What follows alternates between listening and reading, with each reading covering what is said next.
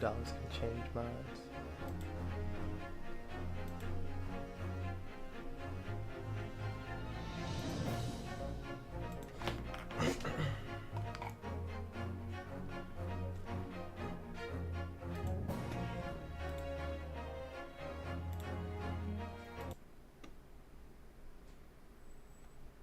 Yep, there I am. That is me.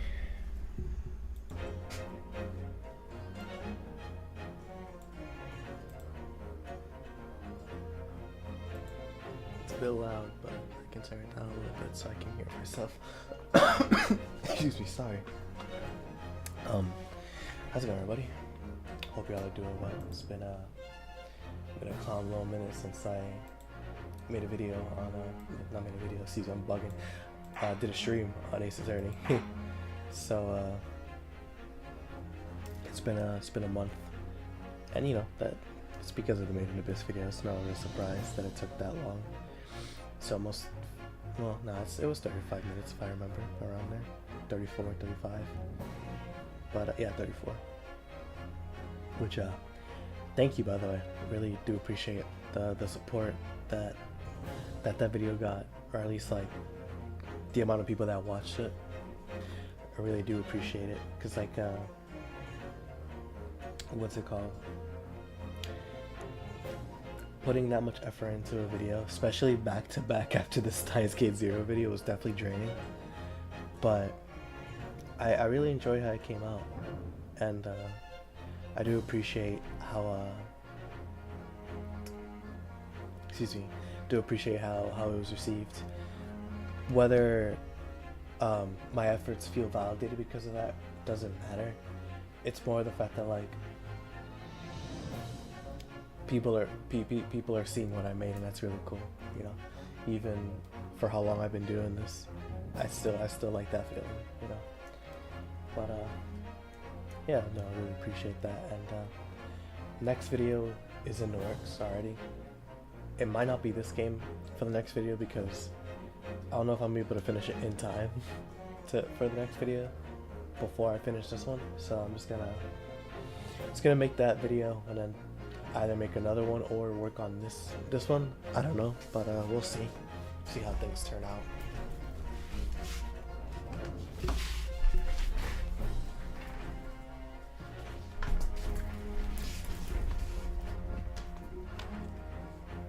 I say all that to say that I'll just make a community post of the next video I make, so you guys will see that. Oh, excuse me, sorry. Hope that didn't disconnect it.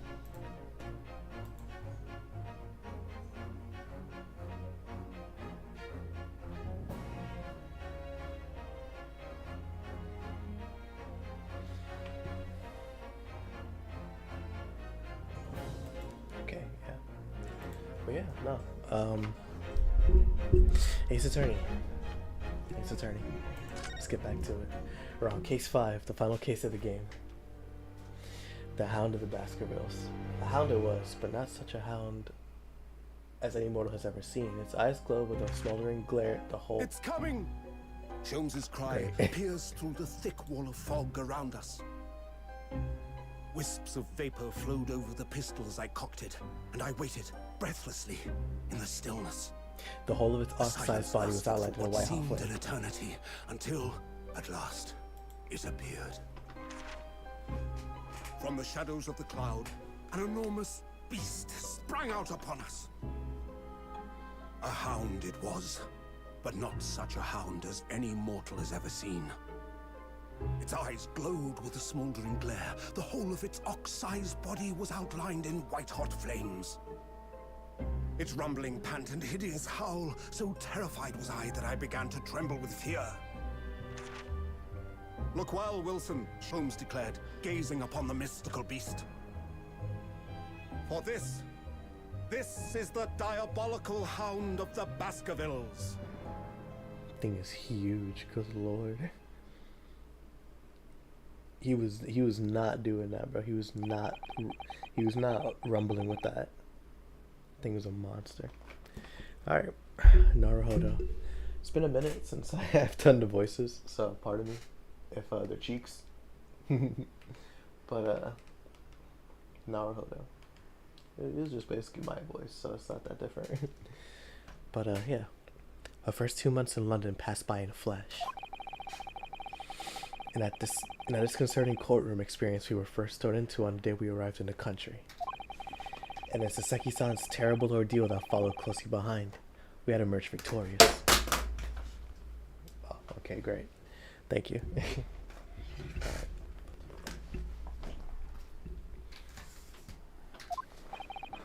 However, there then came an abrupt end to our opportunities to appear in court. Which is hardly surprising, of course, since I was nothing more than an amateur, an unknown student of law from faraway land.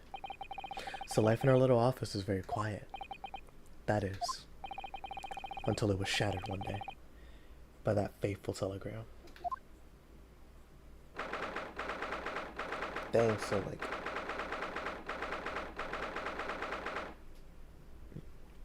the first 2 days, well, not the first 2 days, but like, I guess like the first week was super active. Well, I guess, I was there, I saw it. But the first week was active, and then the next 2 months was just nothing. People didn't trust in him because of his race and because of his skill, which granted, he proved he's goated. Like, I don't know what they want. But then again, who knows, you know? 15th of April, 9:13 a.m. Naruhodo's legal consultancy. Dang, waking up that early. Crazy. Guess I can't really say much. I wake up at 5:30 in the morning for work, so... But it is different waking up early for work and then waking up early as a lifestyle. Like, that's definitely... one is a choice and one's not a necessity.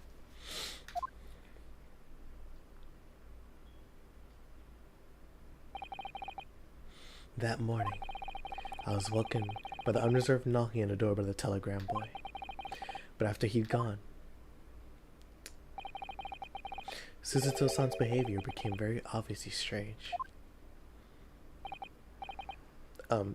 Suzuto-san?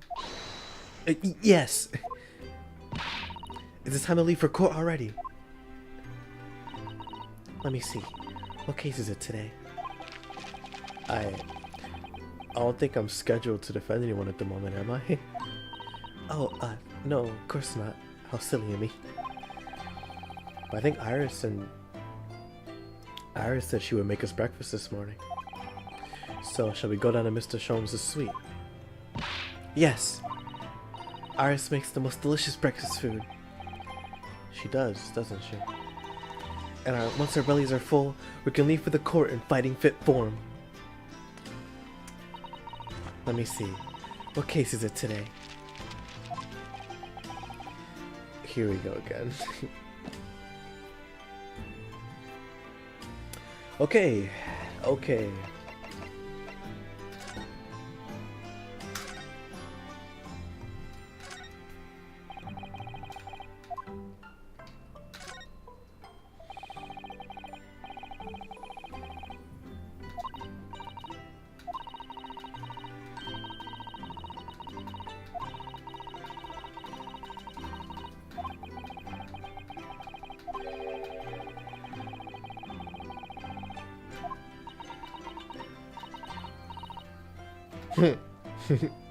Yeah, I already read that one. I had to make sure.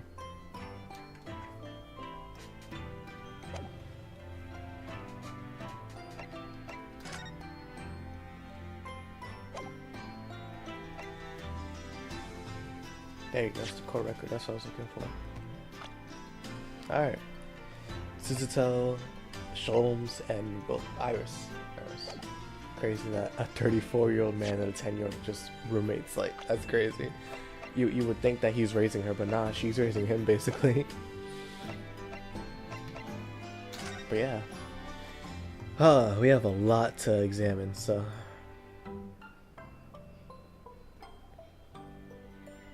it's a spade, not a shovel. That spade has been in here since we started renting the place. Oh, that's not a spade in Naruhodo-san. It's a shovel. No, shovels are for digging. As for scooping up loose material, it's a spade. No, spades are for digging. That's for scooping up loose material. It's a shovel.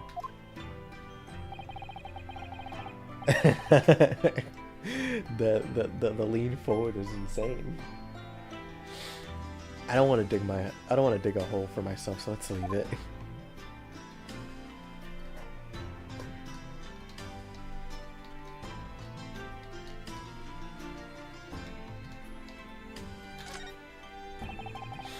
It's spring at last and the weather's warmer now. But I love the smell of the fire and steam rising from the kettle. Oh, would you like some tea, Naruhodo-san? Thank you, Suzuto-san, but I'm alright for now. With the green tea Suzuto-san makes me from time to time, it Iris' unique herbal infusions. This place is paradise for a tea lover. Green tea is such a wonderful accomplishment to British tea cakes, don't you think? Excuse me, accomplishment? No. Accompaniment. There you go. I disagree. But I don't drink tea, so I don't drink tea often. There you go. So this is the tea set that Suzuto-san brought with her from Japan. It's hope she hasn't noticed me slipping sugar and milk into my cup when she makes it. It's just so bitter. Why would you say that out loud? Tea is a drink to be enjoyed, Naruhodo-san.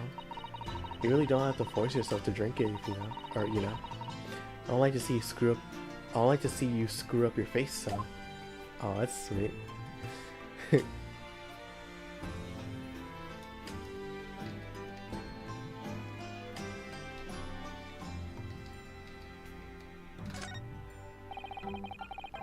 You've only been here in London for about 2 months, but this is starting to look a little messy already.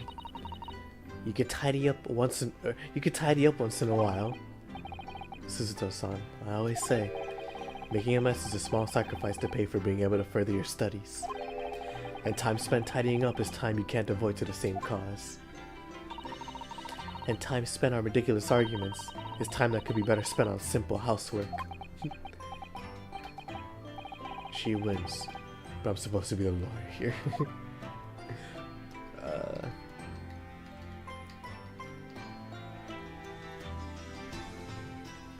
Yeah. Ah, the Durumo doll I brought with me from home. Still with only one eye colored in. I said I'd color the other eye. Once I won my first court case here in Britain, but you have one, haven't you? Twice, in fact. Because I feel as though I'm still lacking as a lawyer. I'll tell you what. Why don't you color the other eye in once you think I'm a proper, fully fledged lawyer? If you insist.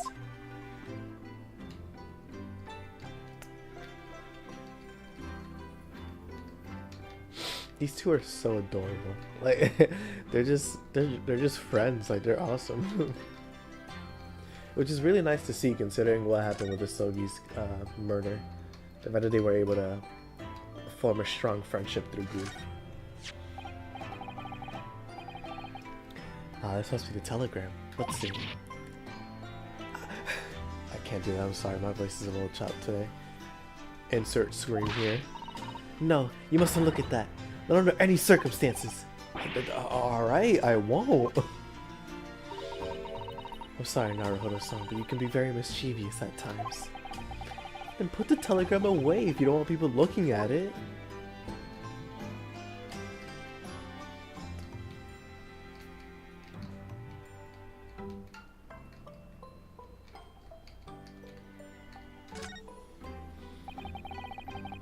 We were rather lucky to find that old aquarium left behind here. The prawns we put in there are doing rather well. And the anemones too. It's a wonderful invitation, isn't it? The sea behind the glass, inside your room. Another example of Great Britain's greatness. Having to clean it out and change the water isn't so great though, is it? I wouldn't say Naruhodo's a pessimist, I'd say he's a realist, honestly. He really... Yeah, I'd say he's a realist. Do you know, I've never seen inside your room there, Suzuto-san. I never even peeped inside. I should think so too. A young maiden's private chamber is a place of bittersweet secrets, you know. Whatever you say, young maiden. I mean, she's 16, she is a young maiden.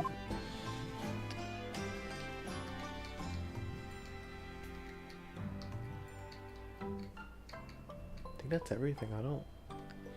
Yeah, I think I got everything. Alright. Yes, we're talking. So, what was it about? The telegram that was delivered this morning, I mean. Oh, a telegram? I don't know what you're talking about. Sorry, but you're not going to get away with that. Well, I didn't think I would. Alright, man. Actually, don't give it a moment's thought. It's nothing. Nothing interesting. Boring, in fact. There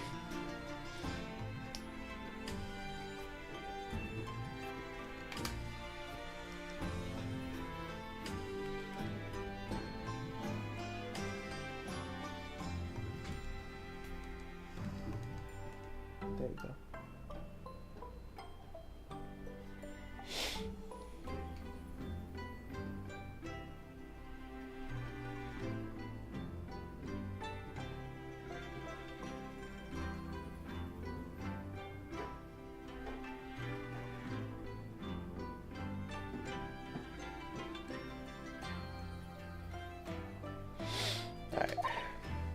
Alright.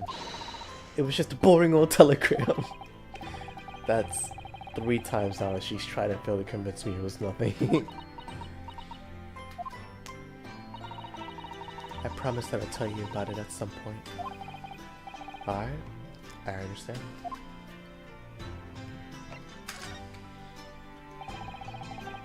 I suppose Saseki-san will have arrived back in Japan by now, won't he?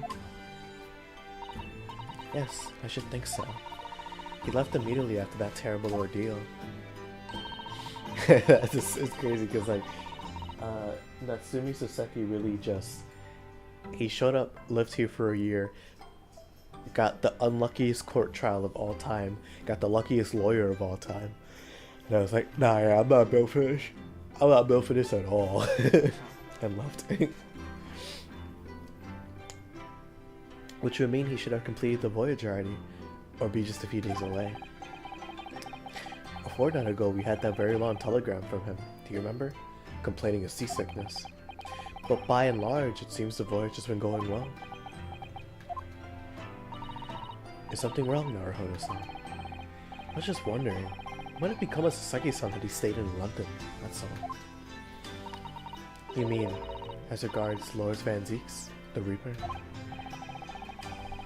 Yes, I can't help but wondering if seasickness would have paled in significance in that case. The Reaper. What does they say? That no one who stands in the dock can be safe from the Reaper, right?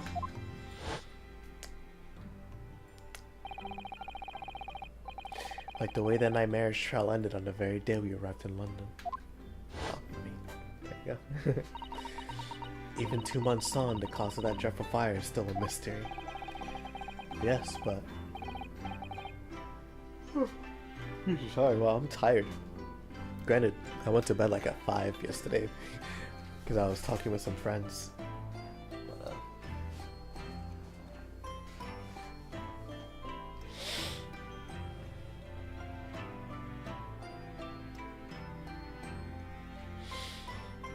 yes, but at least Saseki-san is safely out of the country now.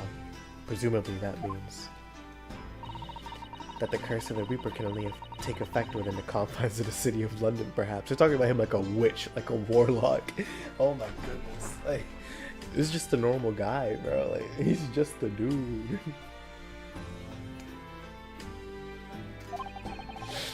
Even if that's the case, it's little comfort. I have a terrible sense of foreboding. If the legend of the Reaper is to be believed, it would mean he wields the sword of justice himself. I'm gonna think of it, I wonder what he's been up to these past 2 months. Surely not wielding that sword against more acquitted defendants.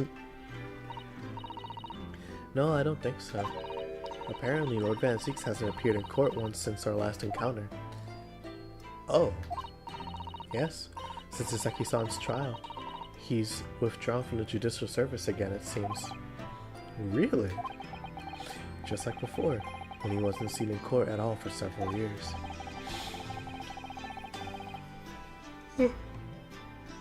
Excuse me. So, it's just been me who's had to face him in his recent spat of trials. Spate? Nah.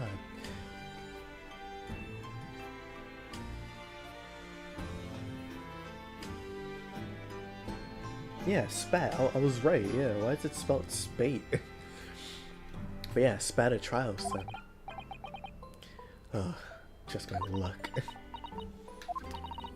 I wonder if luck doesn't come into it.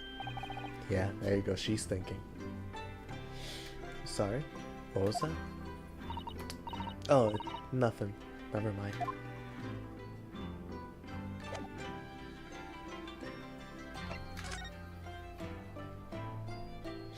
Alright. Naruhodo's Legal Consultancy. My lodgings and office located in the attic above the suite of rooms rented by Mr. Sholmes. I call it a consultancy, but clients aren't exactly beating down the door. With the furniture we moved in recently, this place is starting to feel like a real office. And then Sholmes' suite. The home and office of the world famous great detective and his young companion, Irish Wilson. It seems people from all over the globe come to engage in his consulting detective services. When you're ready, let's go downstairs for breakfast. なるほどな. 15th of April, Sholmes' suite. Morning, Runo. Morning, Susie. Good morning, Iris. Iris. What is it, Runo? What is that terrible noise? Sounds like a cat being strangled. Ah, yes. You noticed that, did you? Hurley isn't in the best form this morning, it seems. He had the blicky on him. He got the strap. You can see the pocket rocket on him. Hello. Hello, Mr. Sholmes. Good morning. A good morning to die, perhaps. Has something happened, Mr. Sholmes? You look miserable, and the way you were playing a violin before. My analytical mind is dead. My music is dead. The world is dead. Damn this blanched existence! That's all it is, my dear fellow. Nothing of consequence. I'm afraid I don't understand. Well, Iris, isn't it time we ate? Some dry toast and insipid coffee for me. If it's not too much. Wow, it's like too slow. If it's not too much trouble. Yeah, Wagahai. Wagahai, that was his name. Or at least that was his name in the Scarlet Studies translation. There he is. A cute little Wagahai. Yep. Shout out Wagahai. Oh look, it's Wagahai. Good morning, boy. That must be some sort of tiny door for cats to use. But how did it get there? Well then, everyone, time for breakfast. Oh, wonderful. Let me help you, Iris. Oh, it would indeed be a fine day to die. I knew something looked different. His thingy. Something's missing from Mr. Sholmes' desk.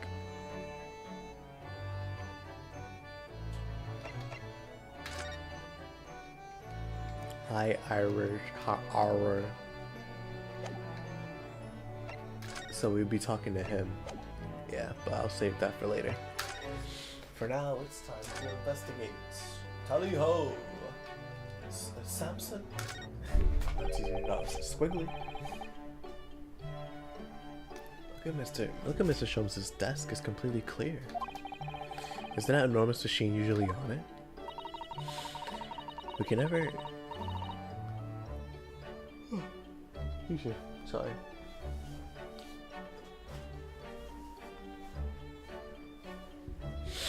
We can never hope to understand what goes on in the great detective's mind, Mr. Naruhodo. Why, next time we're invited, we might find he's vacated the entire suite. That's scarily plausible, actually.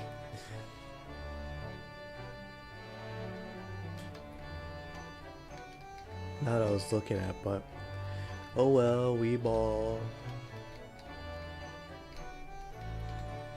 Tell me who to be. You ain't on me.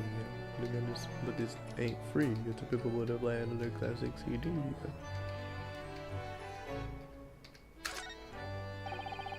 There's all sorts of these in the walls or shelves. Chemistry apparatus, books, papers, and a lot of other things I've never seen before. It's all heaped up so high I can't help feeling that the whole lot is gonna topple down any moment. Are those bullet holes in the top? Okay. Oh, it's such a charmingly untidy collection of paraphernalia, isn't it? It just looks messy to me, like my desk. But you, Mr. Naruhodo, must learn to tidy up after yourself. No favoritism there, then.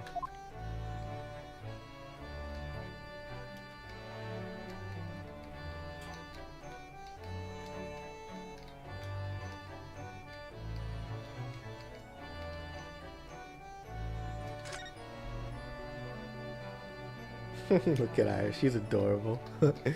She reminds me of Beatrice from ReZero. Not personality-wise, but like, just like the way they look. It's weird, like they just have unique hair. My hair is the drill that had pierced the heavens.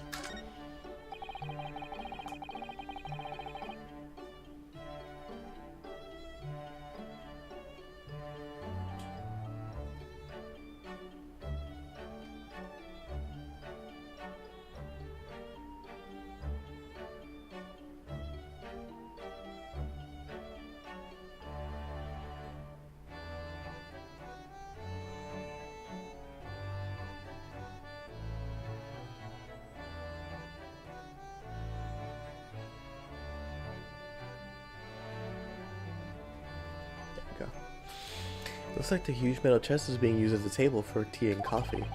Seems very sturdy with an equally sturdy lock. Mr. Naruhodo, you must go around opening things. I always have to keep an eye on you, don't I? Very mischievous. How'd you come to that conclusion?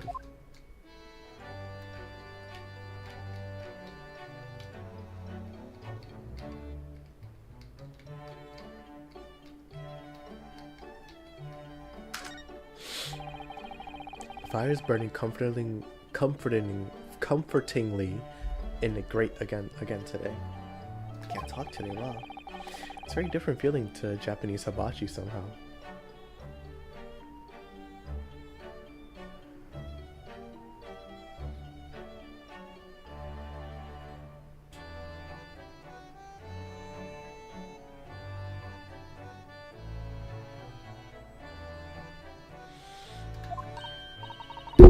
Look at that photographic print of a lady displayed on a mantelpiece. Could it be? Yes, it must be. It's the woman. Oh, how exciting. Is that supposed to mean something to me? The woman? What? What is she talking about?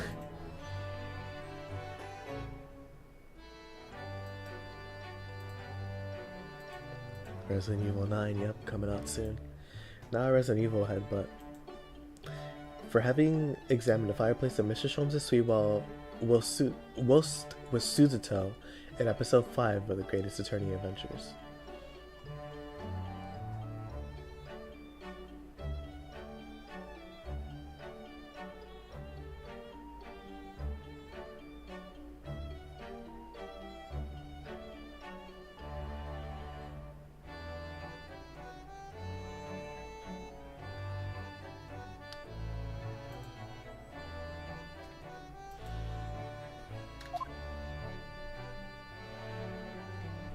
I can't tell who that is.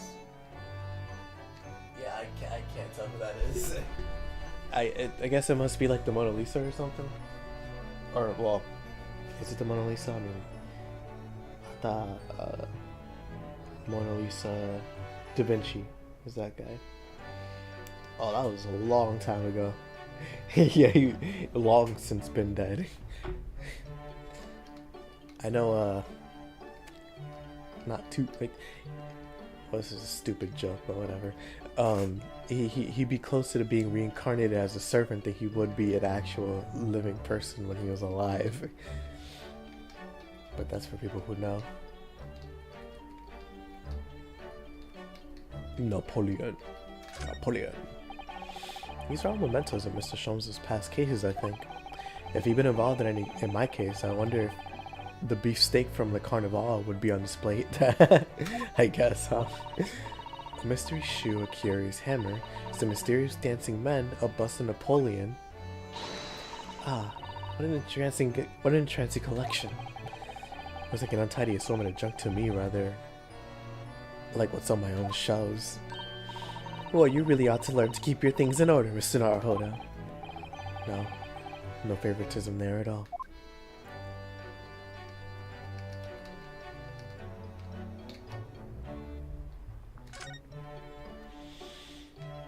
Naruhodo no. Alright. Iris's beautiful tea set is there on the table as usual. A cup of one of her special herbal blends always helps me to relax when I'm feeling the strain. The English pastime of tea has many similarities with our own tea ceremony customs, don't you think? It's the idea of hospitality behind it. That's the essence of tea.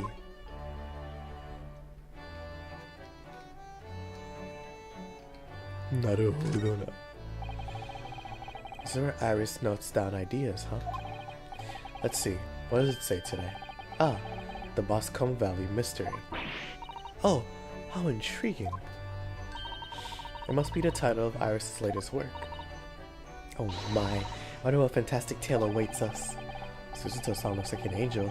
I bet she's dreaming of the most unsavory crime you can imagine. That's what the true crime girls are like.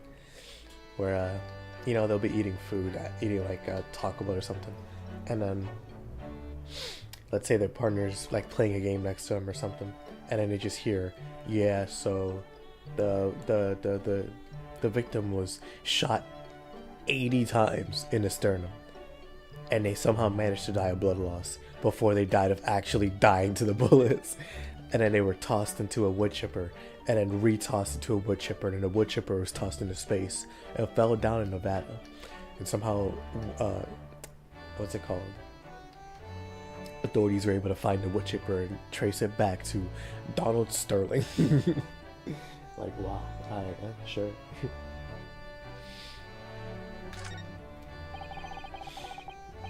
That's a charming little white shelf. And full of charming little bottles, too.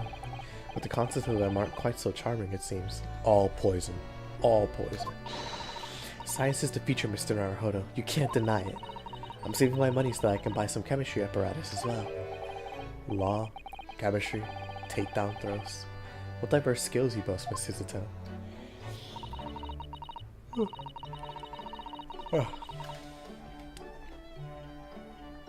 As useful as they are, I'm not sure that my throwing skills are worthy of inclusion in that list.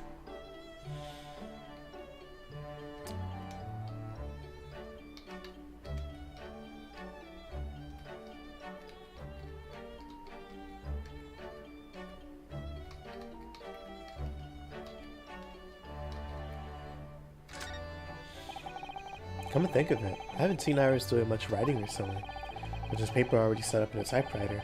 Look, as if she's about to start. That reminds me, when I mentioned that Iris is in the process of writing a full-fledged novel, Mr. Natsumi was most impressed. Ah yes, Mr. Natsumi.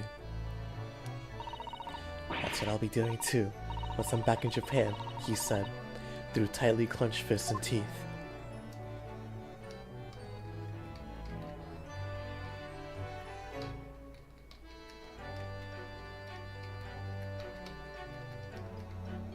Yeah, that's about it. Nothing else to see here. So, only thing left to do is talk to Iris. Wagahai. Mr. Nasubi's cat seems to have settled in his new home then. Oh yes, I've become very attached to little Wagi. It would appear his previous owner is completely forgotten to him. Cats are unfeeling creatures. Their mews are as empty as hearts of the muses. Aww. Yeah, she's exactly like Beatrice. There you go.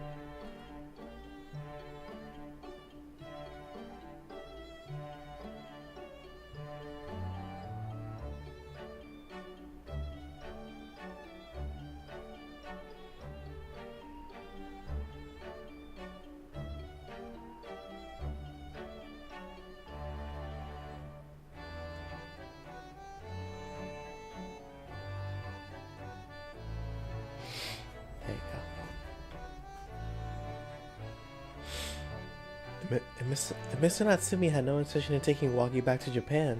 Wonder why he kept him in the first place. I expect he would have taken him if he could. But pets are strictly forbidden aboard steamships in our experience. And for good reason. Terrible things can happen if the rules of passage are not obeyed.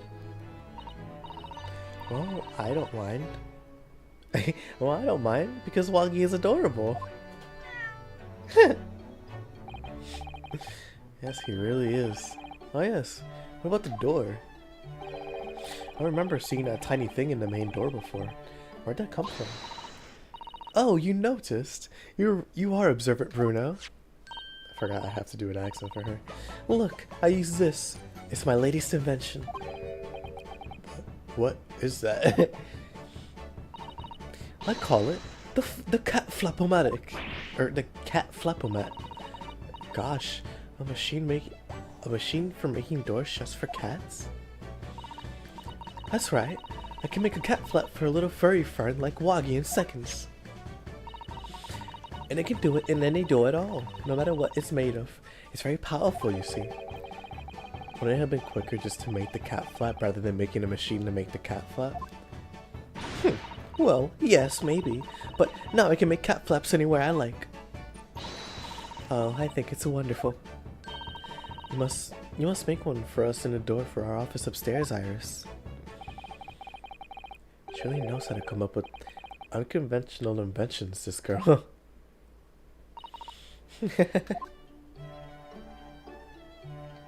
Wagahai, bro. Adorable. Absolutely adorable. Now it's time to talk to this guy. This bot. Just let me talk to Iris. So I can, the court record. Oh, I can't present it to her.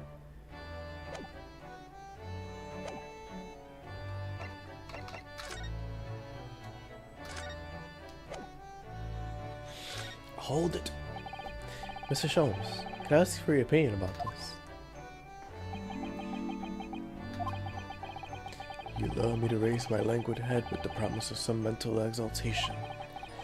Yet in my morbid depression, I am confronted with the most mundane of problems. Oh. My mind finds greater stimulation in the unforgiving monotony of the floor than in your miserable offering. Always glad to help. Oh, my head weighs heavy on my shoulders. Alright, man, you gotta be a dickhead about it. Like, you seem to be very unhappy this morning, Mr. Sholmes. What happened? It used to be the case that in my hands, this violin sung like the dawn of the dawn chorus. Its melissonant tones would make flowers bloom. It would. But now, the muses are unamused with me. The goddesses of music have thrown me over. Whatever do you mean, Mr. Shumps? For hours I have bowed. For hours I have bowed. For days, even through the night, I have endeavored to no avail. That sound, my tone, is lost. That brilliant, clear, unwavering tone, gone forever. No more recitals of unbridled emotion. Well, you haven't been practicing. Well, you haven't been practicing much lately, have you, Hurley? Don't worry. I'm sure it'll come back to you in time.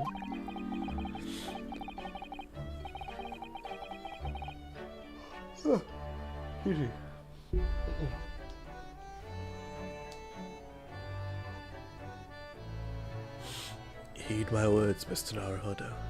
The goddesses of the arts are fickle. One day they bestow genius on a man. The next they unmercifully withdraw it. Oh dear. Why is this happening to me? If they take the turn I have for the violin from me, what is left, for pity's sake? What is left?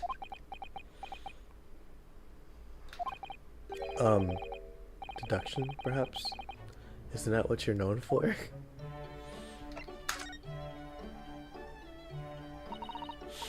Mr. Sholmes, I don't like to pry, but your desk looks rather empty today.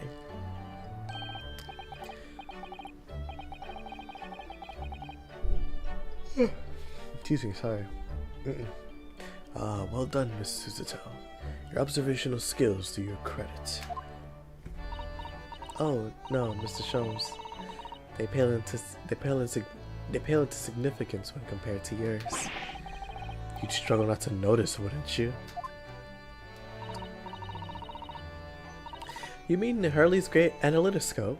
That's at Windy Banks now. Sorry? At a Windy Bank? No, Windy Banks. The pawnbrokery. What? You mean you pawned that enormous machine of yours? It has some considerable value, you see. Quite undeservedly.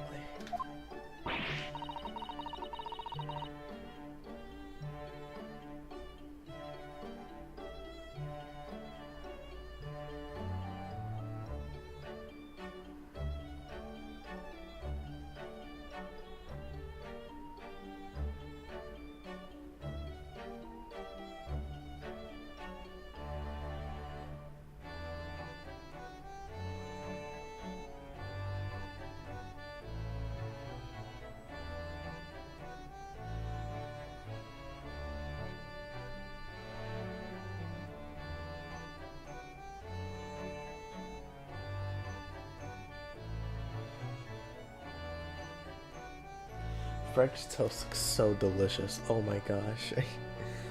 Sorry, just it's a video in the background. But yeah. But wow, I am so tired today. Goodness. This always happens when I stream. I don't know why. I don't know why.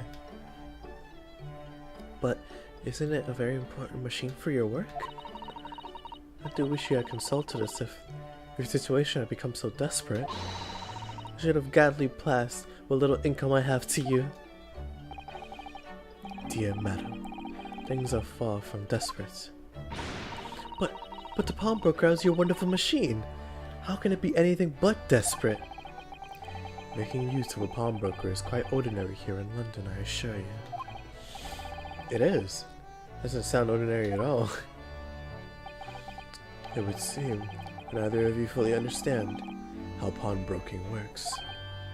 Oh, what's to understand exactly?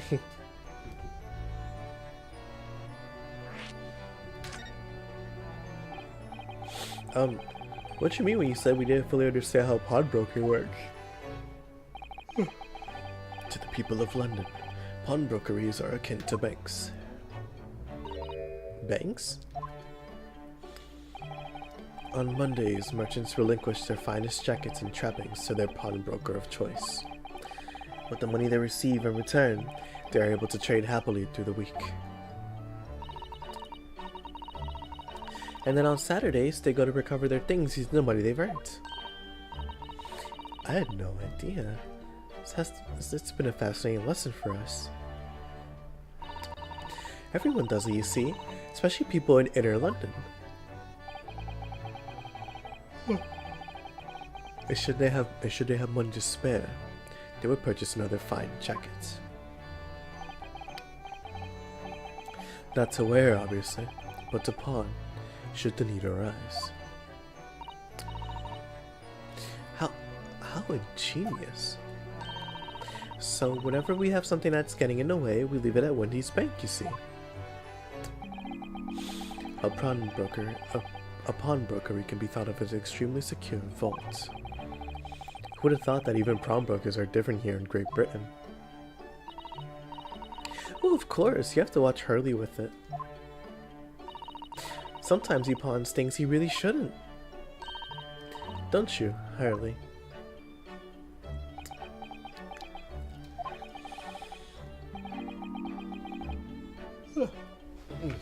What does it matter?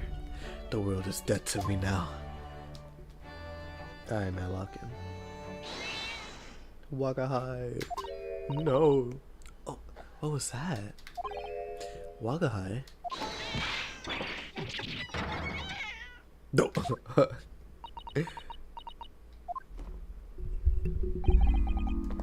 What was that? Oh no. Wagahai's tangled up in your violin. I think he thinks it's a toy. No. What is he doing to it? Oh dear. Mr. Shum's precious violin. Why should I care? What?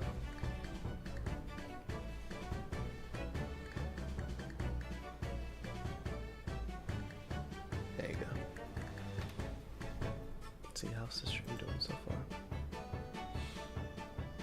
Nobody yet, but that's fine.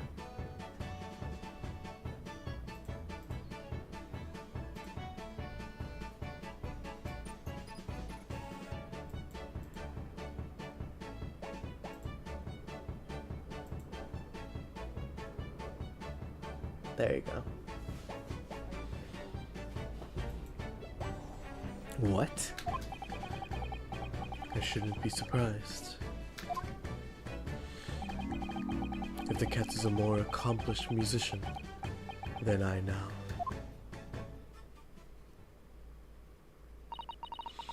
Mr. Sholmes is really in poor spirits, isn't he?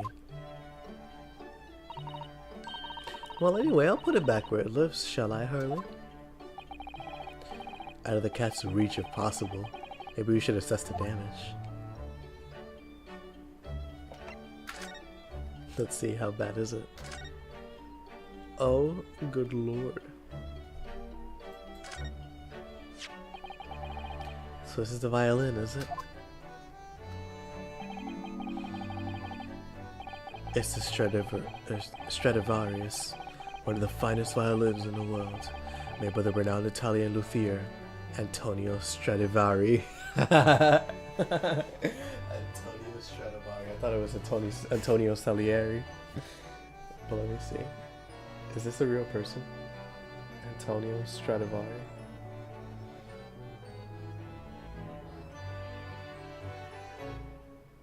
Oh, they were a real person. Wow. Antonio Stradivari. Never mind. I'm just dumb.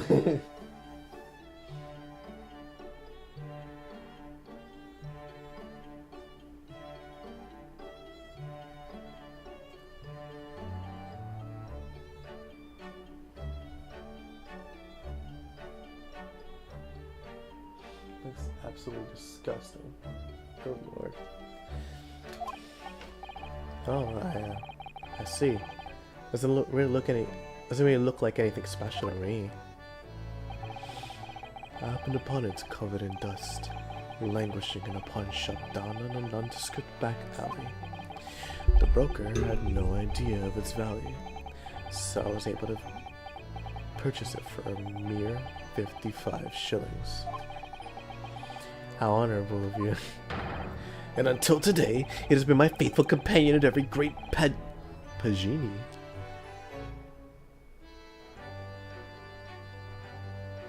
No, What? Oh no, I'm just dumb. Let me look this up because I have never heard this word before.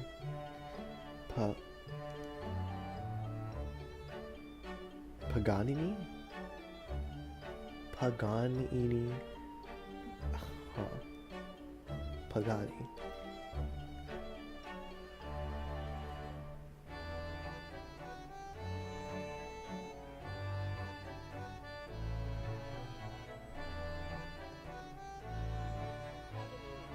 Paganini, never mind. It seems like I was closer than I thought. And until today, it's been my faithful companion in every great Paganini-inspired performance I have made. I ask you, is there a reason to live in a world devoid of music, to tolerate this blanched existence? No. There is none.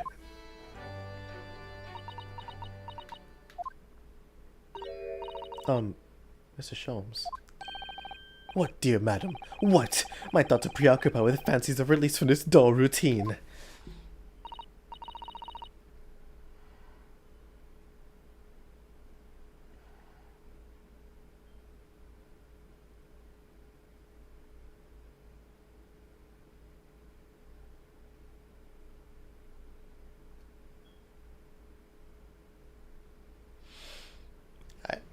I'm a little hungry. Once these change scenes, I'm gonna get something to eat and come back. Right. Actually, thinking about it, I didn't really have breakfast. That's actually probably why I'm tired, not thinking about it, because I haven't eaten yet. Well, it's about the violin. It looks very different to normal, don't you think? What do you mean, Mr. Tatel? Oh! Susie's right. Yes, the tone of the wood is completely different. And that's not all. I'm sure there was no crack here before.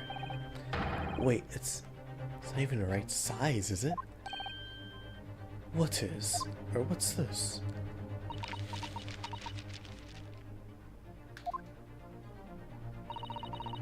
I'm terribly sorry to have to tell you this, Mr. Sholmes, but that instrument isn't a violin at all.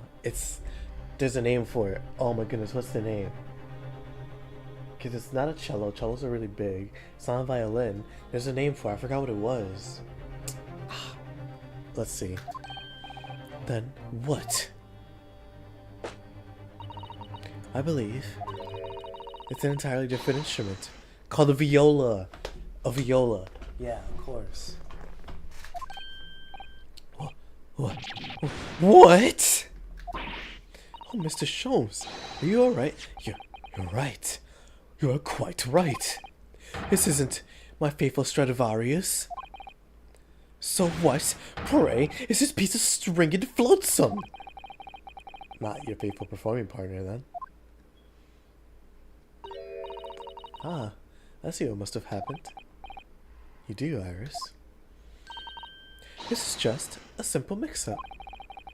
Sounds like Iris might be able to tell us exactly what's happened if we ask her. Alright, Irish. What you have in mind?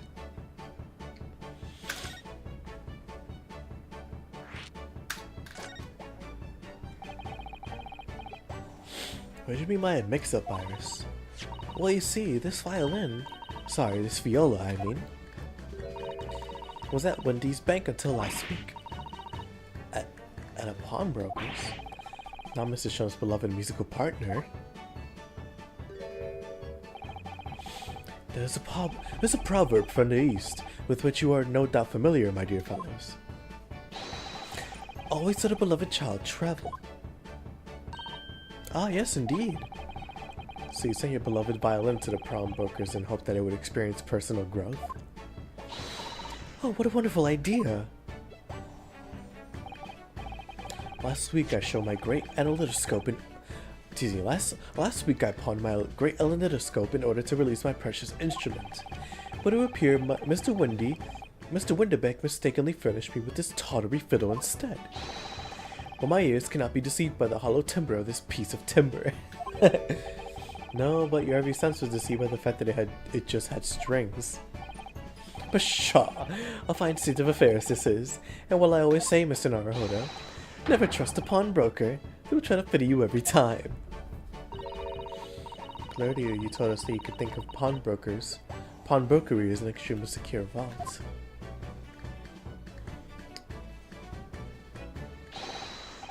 Come, Mr. Naruhodo. Dilly-dallying will get you nowhere. Well, sorry. Crunching your toast with that bacon aspect, thrusting your coffee so obtusely. Are you not a little embarrassed by your own conduct, considering the urgency with which we are faced? We must visit Mr. Windebeck's brokery at once. That's right, isn't it, Mr. Sholmes?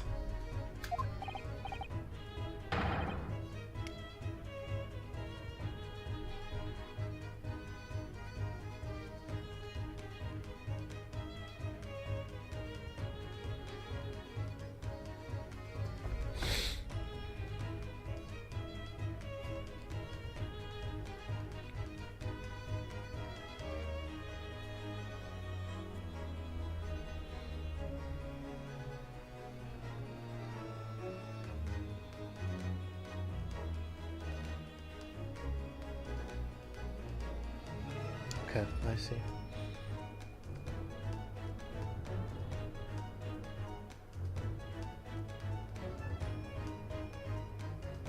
Okay. Precisely, Miss Suzuto, without a moment's delay. But I haven't finished my bacon and eggs. My dear fellow, surely you do not still intend to crunch your bacon with an increasingly vacant aspect, to fry your egg ever more obtusely. Alright, say no more. Let's go then. Don't worry, Runo. I'll be happy to heat it up for you again later. Oh, thank you, Iris. You're such a sweetheart. As it happens, I'm rather curious to see what a British pawnbroker's looks like. Tally-ho!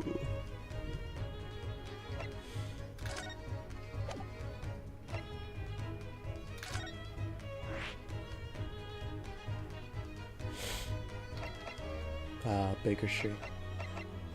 Alright, Baker Street. A bustling London street on which can be found Mr. Sholmes' office at Windebeck's pawnbrokery. There's a large park nearby too. And then Windebeck's pawnbrokery. A pawnbroker's shop on Baker Street. Mr. Sholmes is a regular, it seems. I read that, I can't tell. Oh, excuse me, wow.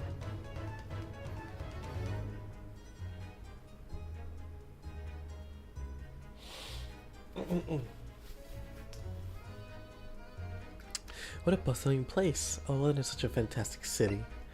A British pawnbroker's shop. How fascinating. Let's go to Baker Street. Yes! Oh my gosh, yes. The song is here. If that's the case, let me go use the bathroom. Let me go make some, not breakfast either. Wow, I'm really fumbling today. Let me go and get some food. Be right back.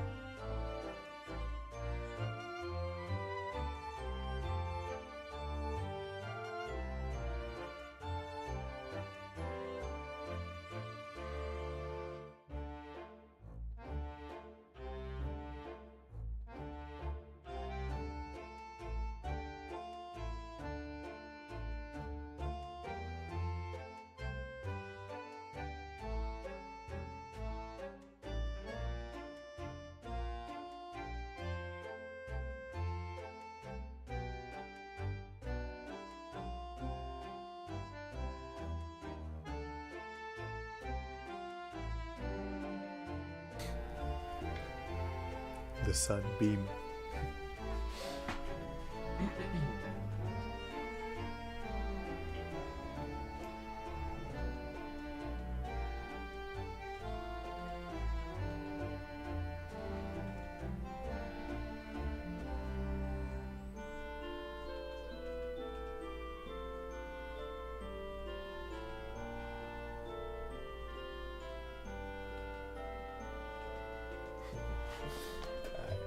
Let's do it. Back to it. Sorry about the wait.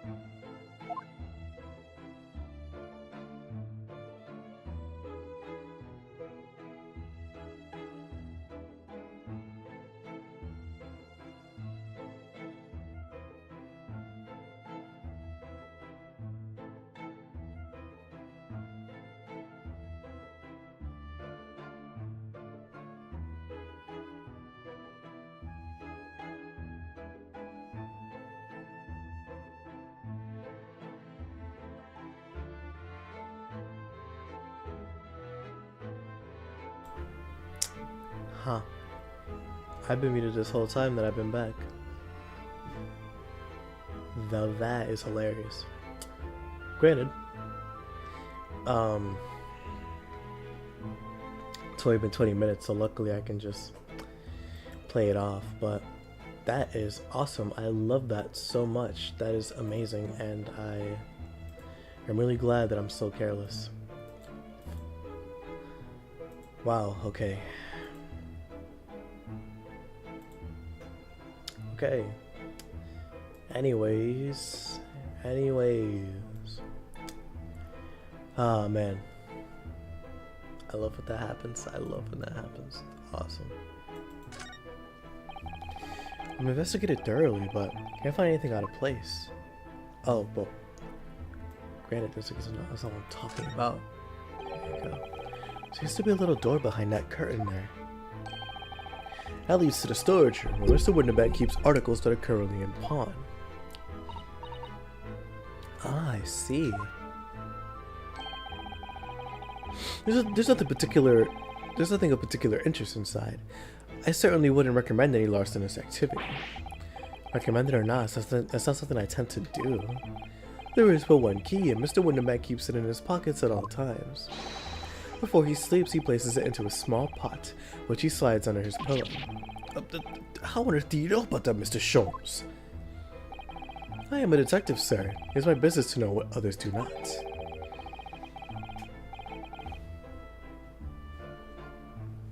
I am frequently assailed by information that I neither care for nor wish to retain. Mr. Sholmes, you are a wonder. And a prime suspect of this prom bookery as I were burgled.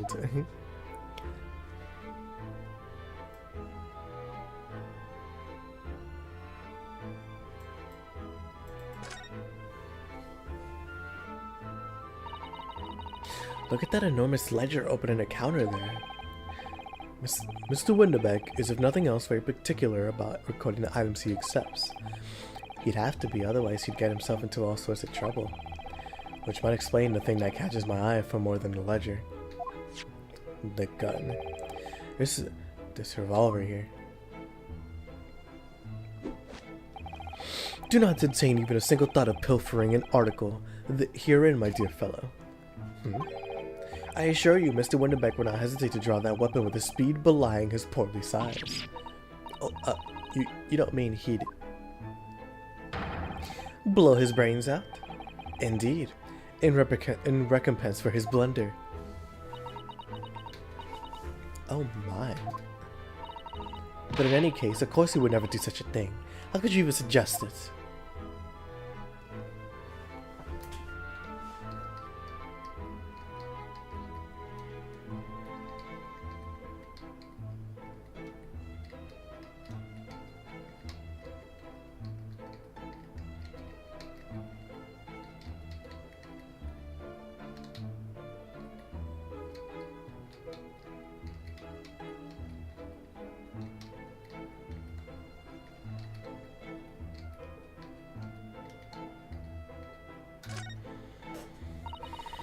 What an assortment of things there are on these shelves here.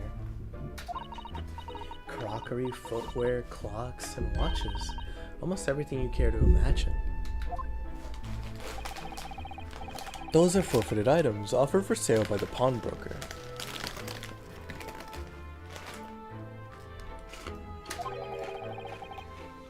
What does that really mean, though? When you pawn, or colloquially, pop an item, the broker loans you money against its worth. He stores the item for an agreed period of time, after which the loan must be repaid. If not, he is free to display it in his shop for sale, at a price of his choosing.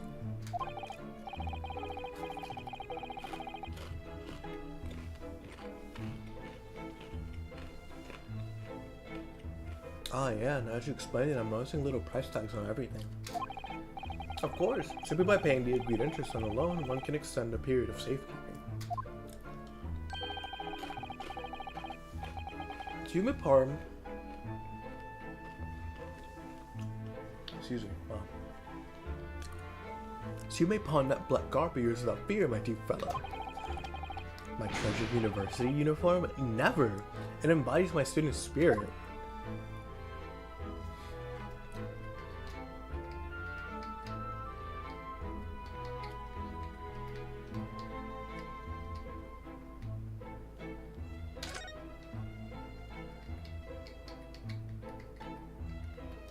Those shoes are huge, by the way. These ones right here, they're massive.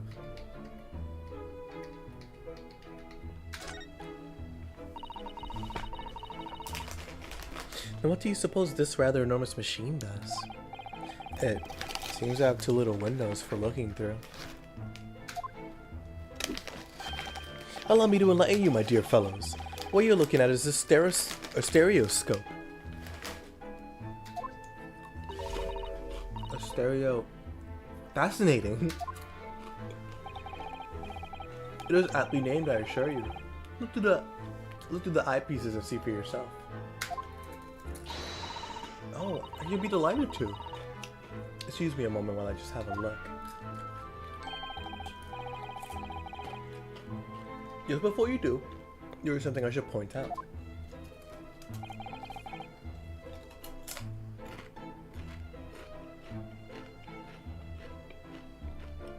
My dear fellows, in order to see the image properly, stereoscopically, as it were, you would need to be cross-eyed. However, if that is beyond you, it is of little consequence today. Alright then, I'm going to try it.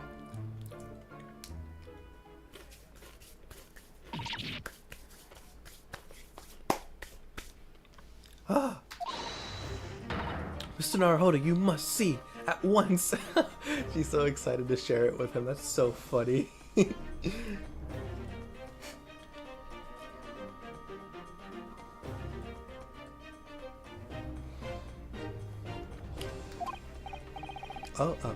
Alright then. So I need to be cross-eyed, like I'm trying to look at my own nose.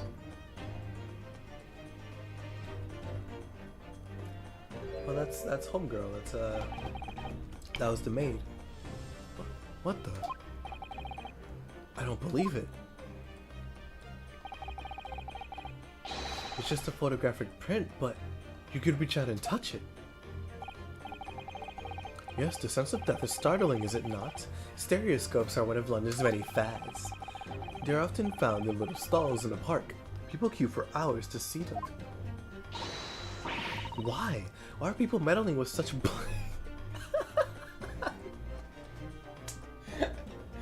Oh, sweetheart.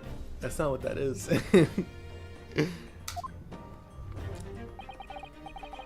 It is no magic, my dear madam. It is, well, far too complicated to explain at present. We shall save this lesson for another day. Oh.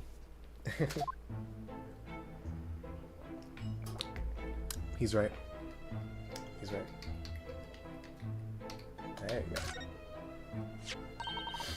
Look at this. Whatever could this be used for? Oh. I have no idea.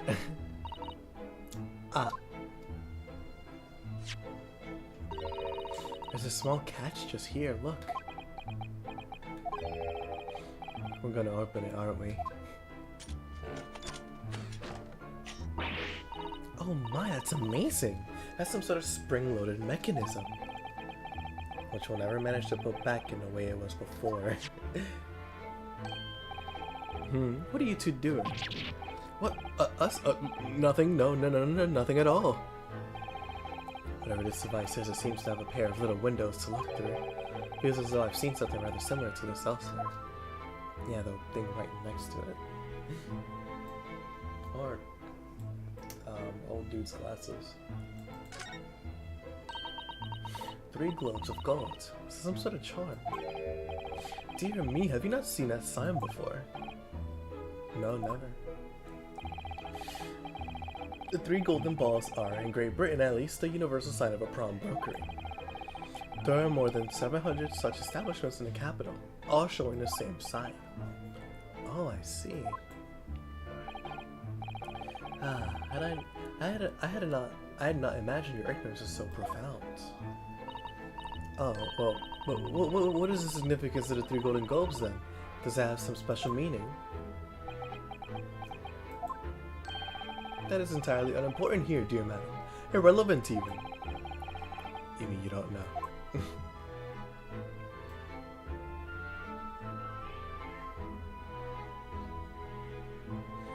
Yeah, I mean, it seems that we've done everything that we can here. So...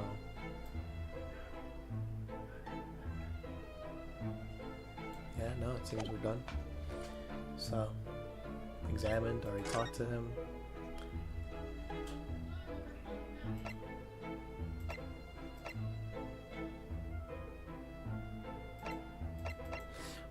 Let's see if I'm missing something, but...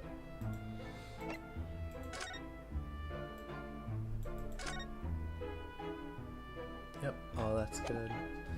Already investigated everything.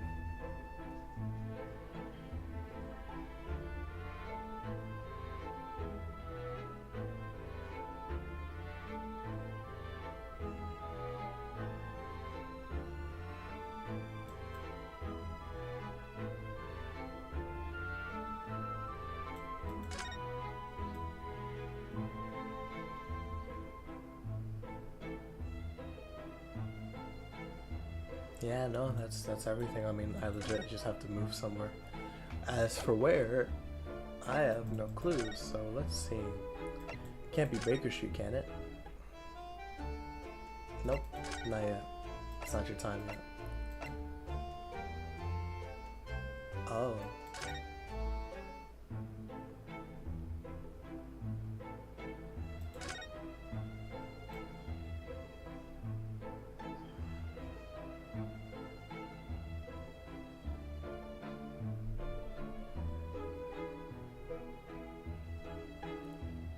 Yeah, it seems like I'm missing something.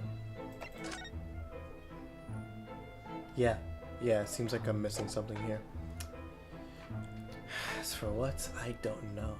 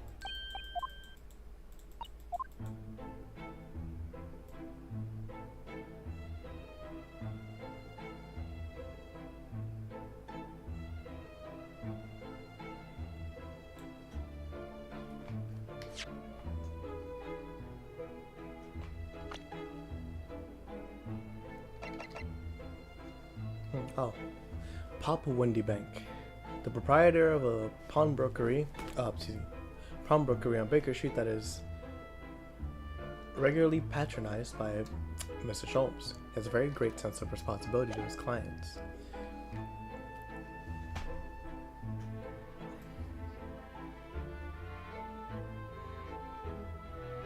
Genuinely, what could I be missing here?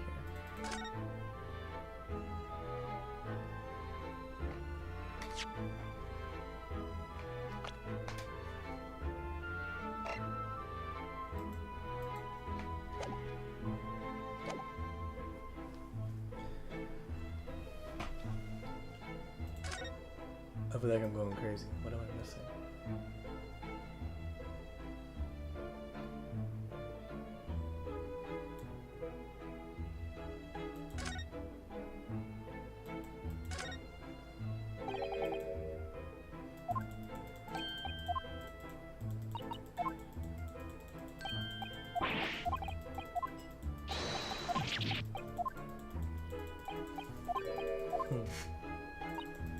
Okay, well, I might have to look this up because I don't know where to go. Like, I know it's something in here, but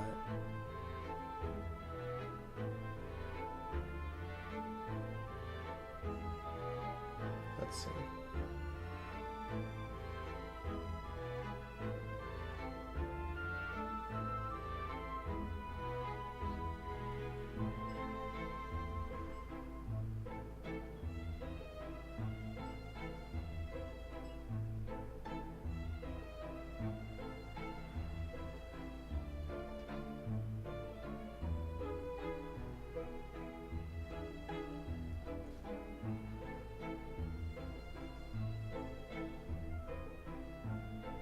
Safe for real.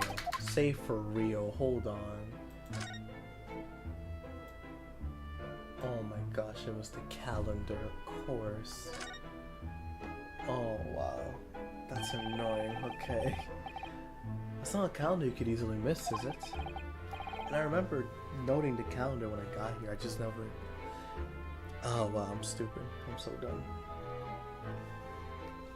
15th of April. Today's date. Taxes. Yes, that's not for sale, I must point out. It's an Easter style page a day calendar. Every night at midnight, I tear out the front page to reveal the following day's date. The perfect calendar for a tearaway fellow such as yourself, Mr. Winderbank. And who was it who walked out of here with the wrong violin before?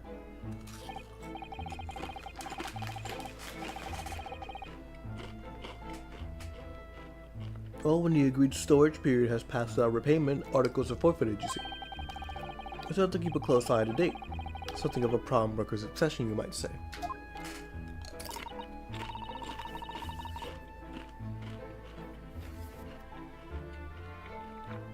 Oh yes.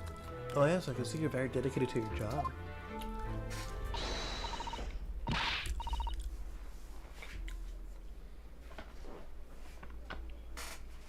Oh wow, okay. What, only 10?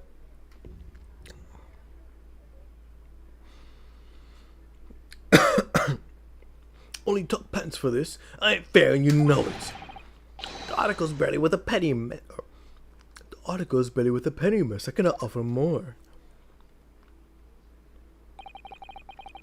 Sounds like there's an argument brewing over by the counter. Oh, I know who it is. Okay. Come on, that can't be right. Have you even had a proper butcher's at it? I've seen all I need to see, young girl. Yep. Wait, don't we? I'm sure I recognize her. Oh, yes. It's the young lady from Mr. McGilda's trial 2 months ago.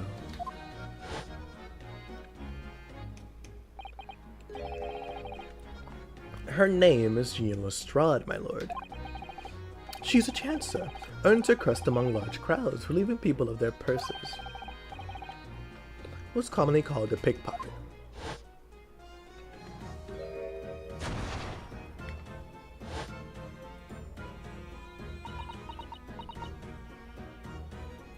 Oh, come on. You know, you can say something.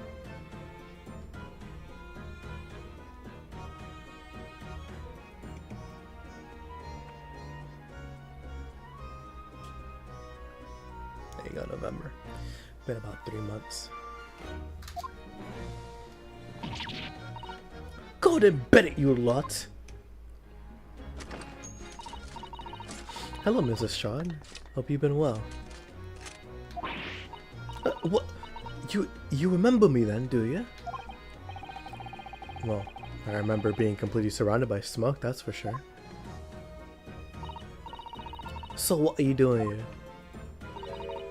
Down and out like the rest of us? Nothing to eat. Kind of pop that black weasel. Sorry coat you have. Why is it about this black uniform that makes everyone want to comment on it? It's not that bad. It's not that bad.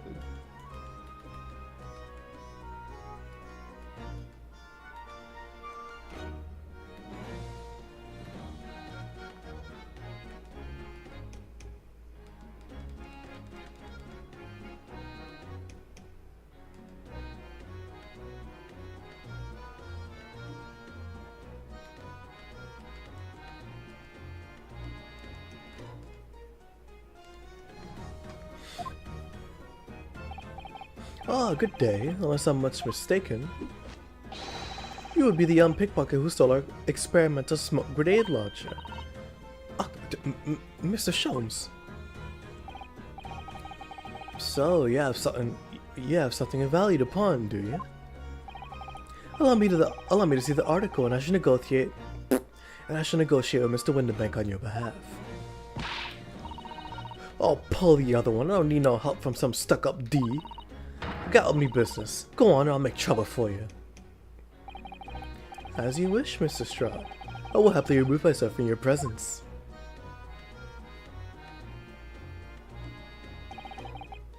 He's really done it. He's gone. I'm sorry, but as I said, there was really no room for negotiation here. What's that thing he has in his hand? Some kind of metal disc. And you, go on, leave me alone. Oh, Mrs. Strahd, just pretend we aren't here. We shan't be offended in the slightest.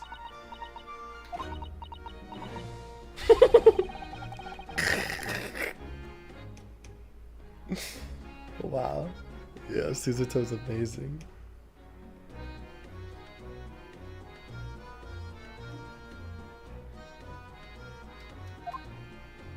Excuse me. Wow, Suzuto can stand her ground whenever she wants to. Whatever. Miss Gina Lestrade. Pawnbroker's customer. Somehow, I didn't really think you were the sort of person who used a pawnbroker, Mrs. Strahd. Yeah, well I am. Alright, I'm a Londoner just like everyone else. And a problem, is it? No, not at all. It was just that, well... Oh, I get it. I know what you're thinking. I think probably you even belong to her. Probably got on a dive, didn't she? Yeah, I can see it written all over your Chevy Chase. Well, I might have been thinking something along those lines, yes. You're not gonna deny it, Mr. Naruhodo? Alright then, I'm just gonna come out and ask you straight. Do you pawn things that you steal from other people? Well, I don't know how to best answer that, really. Suppose, sometimes.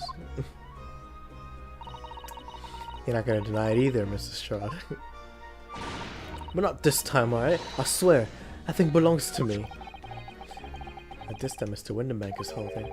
Let's just see what he has to say about all this.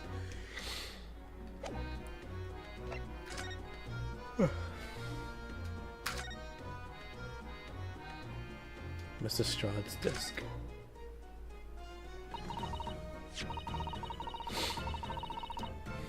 Mr. Winterbank, what exactly is his metal disc that Mr. Strahd has brought in? It seems to have hundreds of tiny little bumps on its surface. Ah, this is music disc, you see, for use inside a music box. In a music box. What, you don't even know what a music box is? A music box is? Tch, you Eastern lot ain't too savvy, eh? I know what a music box is, I just never seen one of those discs before. A small protrusion on the metal disc encodes the tune to be played by the music box. You simply insert the disc and set the machine going, and beautiful music plays. It's so incredible. Tell us what the tune is on this disc.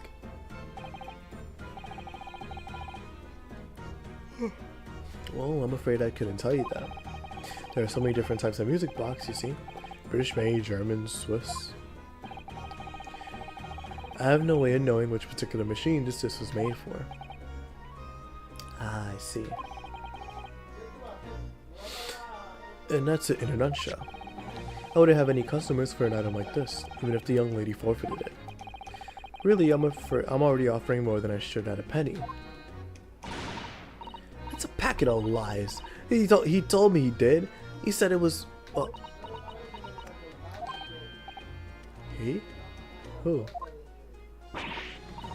Never you mind, it just ain't right, that's all. That this is worth good money, I know it is.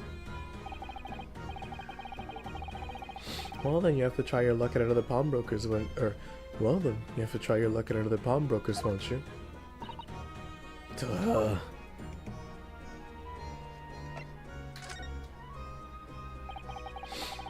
She's been in before, of course. This little tattered Damalian. I see. And brought some dubious article or other with her every single time, I might add. Dubious? What are you trying to say? I'm an honest customer, me. So, is there something dubious about the dish she brought in today?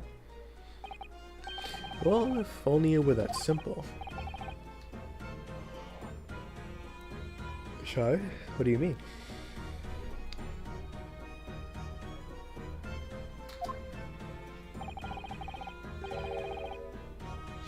What she actually brought in was a storage ticket.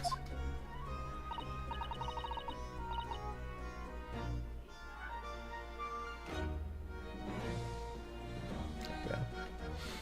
Ah, a storage ticket. So, Mr. Strahd has actually come to redeem an article for me today, is that right? Yeah, that's right. A girl like me has lots of stuff what needs storing. Ah, yes, that's definitely dubious. The article in question would have been forfeited at the midnight tonight. But as she gave me the ticket for it and repaid both the loan and the interest, I was obliged to return the article to her. What was the article? Do tell us, Mr. Winterbank. The little scamp is wearing it, ma'am. It's the overcoat that she redeemed. Oh. What's wrong with it? It fits, don't it? I mean, it's mine, so of course it does. So what about the disc then? How's that come into all of this? The disc is something else. A new article to pawn, the girl and I can agree a price. I'm confused. I thought you said that Mr. Strahd brought in a storage ticket today. It's really quite simple. Yes, the child brought me a storage ticket and the money owed on it, yeah, as you say. For this heavy black coat, which you returned to her care, as I understood it. That's right, yes. And rather unsurprisingly, as soon as the little ragamuffin put the thing on, she went rifling through the pockets.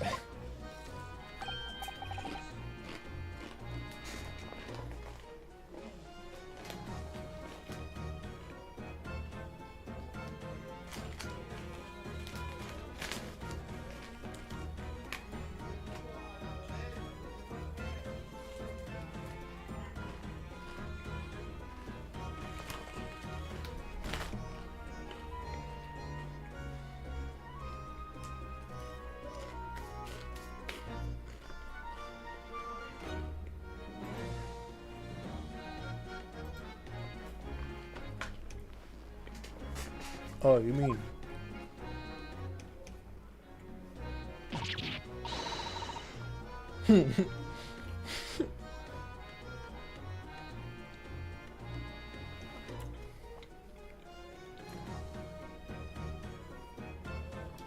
What? Don't you know it's rude to stare at a lady? I see. It's what came from the pocket of the overcoat there. If you mean is this, then yes, exactly, man. And she immediately tried to pawn it. For quite a high price as well. It was all rather suspicious, I think. Give it up, I'm just trying to pawn something like anyone else would.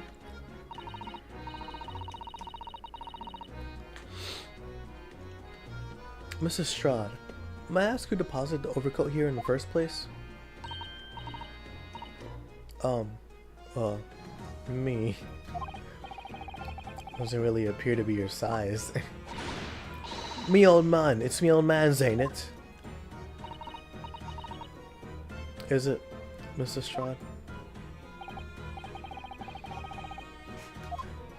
This is definitely all rather suspicious. Out of my way, please. There he is. There he is. Justin Hammered. Or, excuse me, Justin Hammer. Who is this picture postcard English gentleman?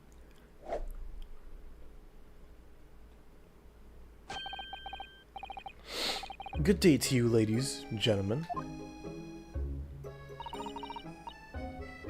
What's your problem, eh? There is no problem, as long as you remove yourself. I have a matter to discuss with the proprietor.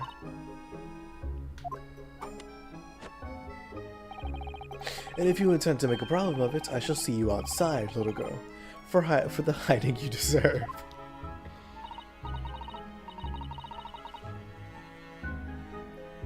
She has bags under her eyes. I never noticed that. Look, ain't it obvious? I ain't done talking with him yet.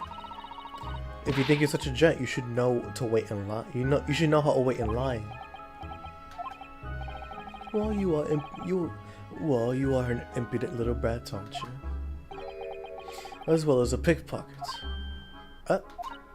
Who are you? How do you know who I am?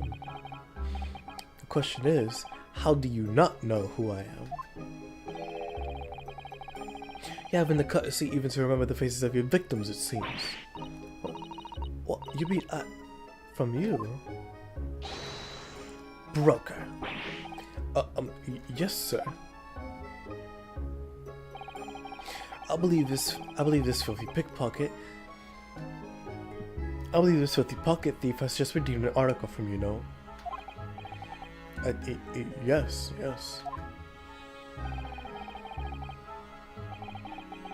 The article in question belongs to me. I demand for it to be returned at once.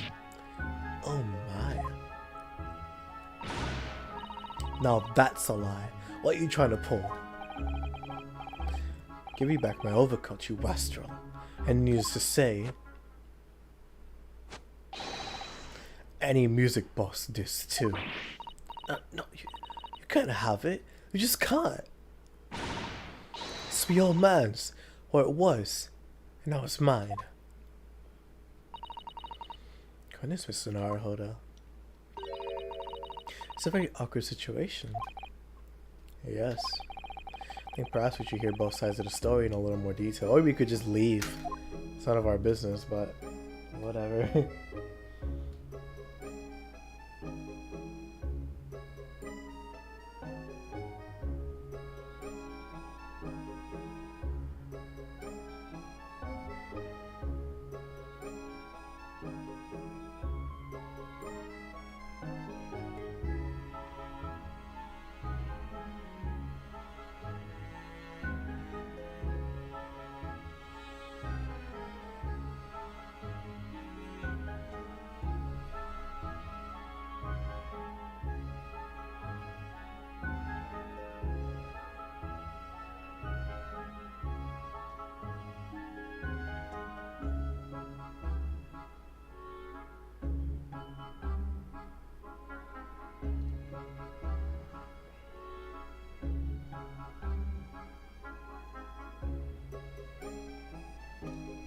there you go. Okay. The gentleman's accusation. Mrs. Strahd is what the gentleman is saying. What do you think? It's all lies, ain't it? Obviously. I swear on me life, I ain't never laid eyes on that dandy before. Let's hear it now, you little ragamuffin. Let's hear it now, you little ragamuffin. You stole it, didn't you? That ticket you brought in here just now. No, I swear it. I swear to God. It was barely an hour ago. I was walking along the street minding my own business, when this little gutterling ran into me. I knew at once what had happened. I've been robbed yet again, I thought to myself. Those wretched pickpockets.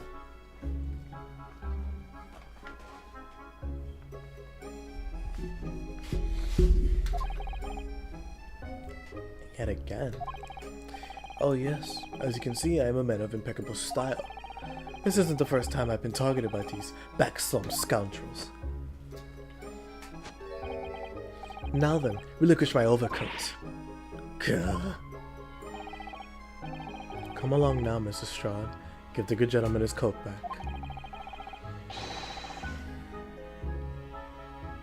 If you're going to cause trouble, I shall have no choice but to call the police.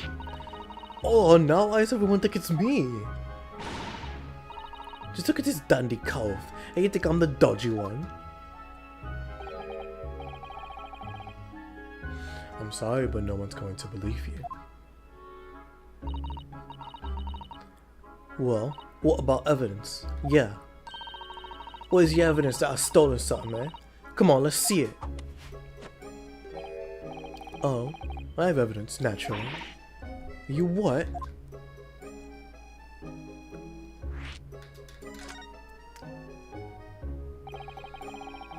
Evidence that the article Mr. Strahd redeemed actually belongs to the gentleman. Of course, we need to only consult Mr. Windibank's ledger to know the truth. We'll be able to look up the name of the person who deposited the article in the first place. Yes, brilliant. I'm very sorry, but I'm afraid that won't be possible. Oh? I never ask customers' names. That's a strict policy of mine. But why not? Well, now, as you can imagine, some of my customers have circumstances to consider. A great many of them prefer to maintain their anonymity. Yes, I see. But then how can you know if an article belongs to a person asking to redeem it? Oh, it's quite simple. Good sir, might I trouble you for the watchword associated with the article in question? Of course, it's Professor. Yes, that's right. And all the evidence we need. This gentleman is the rightful owner of the article, without a doubt. A watchword? Interesting.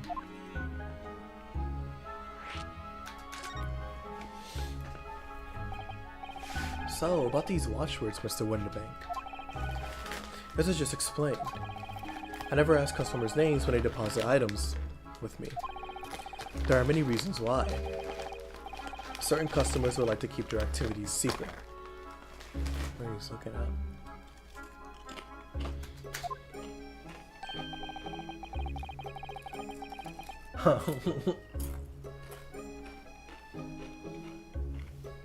Wasn't exactly a subtle glance at Mr. Sholmes now, was it?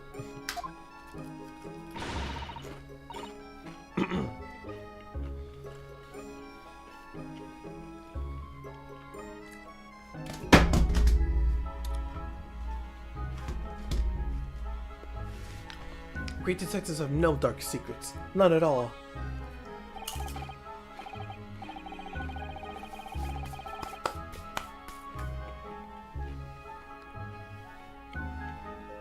Yes, well. Anyway, that's why I always ask for a watchword whenever I accept a new article.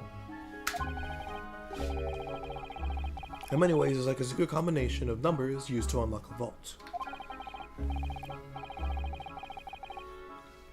The date of deposit, a description, and a watchword you can uniquely identify each item. And of course, then I give the storage ticket to the customer. When someone comes to redeem something, I ask for the ticket and the watchword. And if that someone tells you the correct watchword, you return the article. That's right, sir. Yes. Just as soon as the requisite fee is paid. And I have supplied you with the information you require already. But for the avoidance of doubt, the article in question is an overcoat, deposited 2 months ago on the 15th of February. With a watchword of Professor. All perfectly correct information, sir. But, really, this is beyond a joke now. There is no further room for doubt.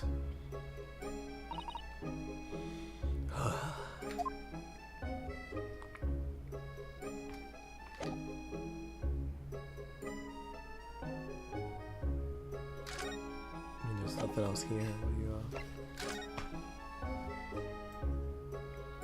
I guess just Mr. Justin Hammer. Picture postcard, gentlemen. Excuse me, but who are you?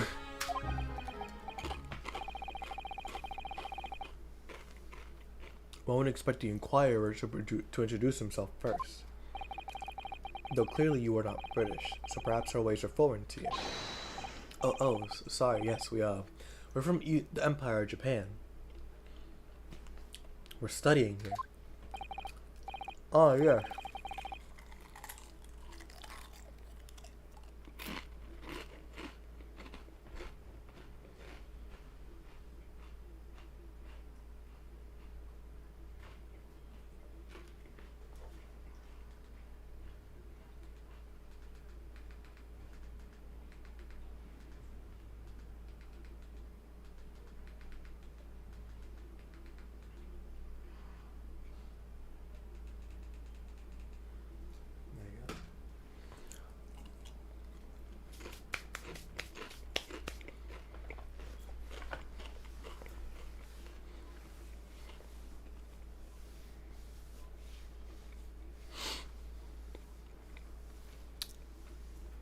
Oh yes, Japan.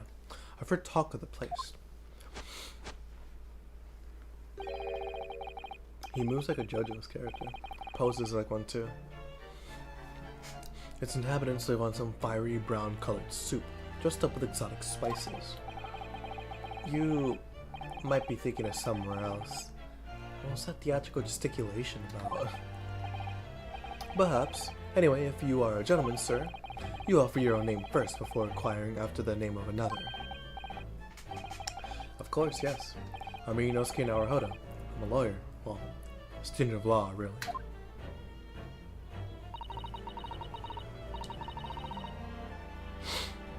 My name is Suzutomi Katoba. I am Mr. Naruhodo's assistant. I see.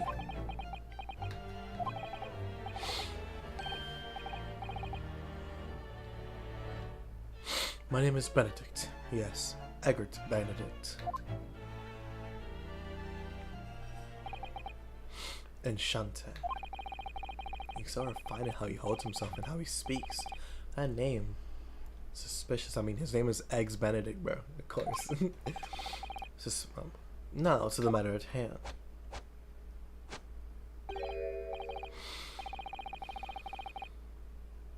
He's such a deadhead, bro. Oh my gosh. My overcoat. Return it at once to someone with the style to carry it off. Duh. Every move he makes, every breath he takes, I can't stand watching him.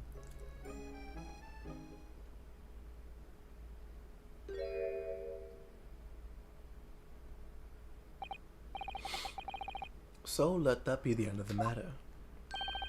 And thank you for your custom, Mr. Egbert Benedict, sir. With such reasonable weights of interest, I may even decide to come back. That's why I hate grown-ups. Just because I'm a diver, everyone thinks that makes me a liar. and the contents of the coat pockets, please, if you please. Welcome. But of course, sir, here is the disc for you.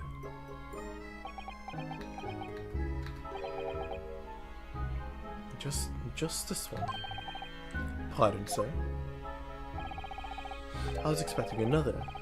That is, I deposited another. Another disc. Oh, dear. I regret to inform you, sir, that what was deposited with me was merely the overcoat. The disc happened to be in one of the pockets, but I was completely unaware of it until now. So, Guttling, you're hiding more of what's rightfully mine, are you? Says who, eh? I done nothing about it. I don't know about it. I don't know nothing about it. Very well.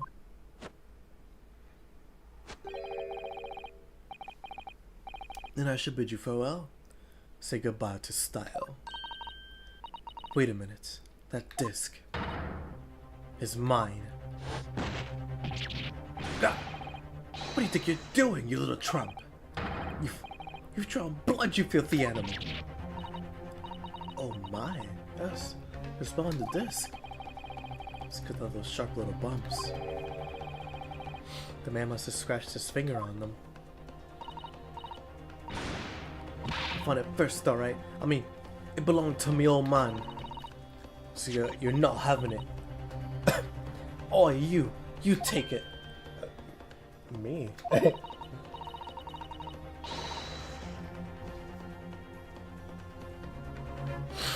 If I hung on to it, it'll have it all for me again. So you keep hold of it.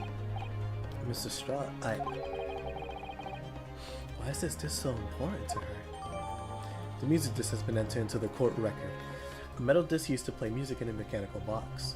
Music box. The piece of music which remains unidentified is stored on the disc by means of small protrusions. You there, in the black livery. Hand that disc to me at once, please. No, don't. He's lying. Grown-ups are all liars. I mean, he's an adult. What do I do now? Am I gonna resolve this? Just leave, like.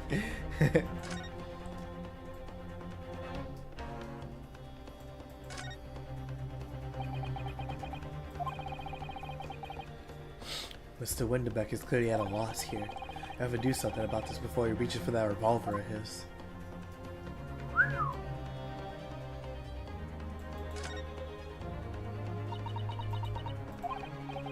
Wow, Mr. Strahd is really looking daggers at the mysterious gentleman. We need to do something to calm things down before she loses control and attacks him again.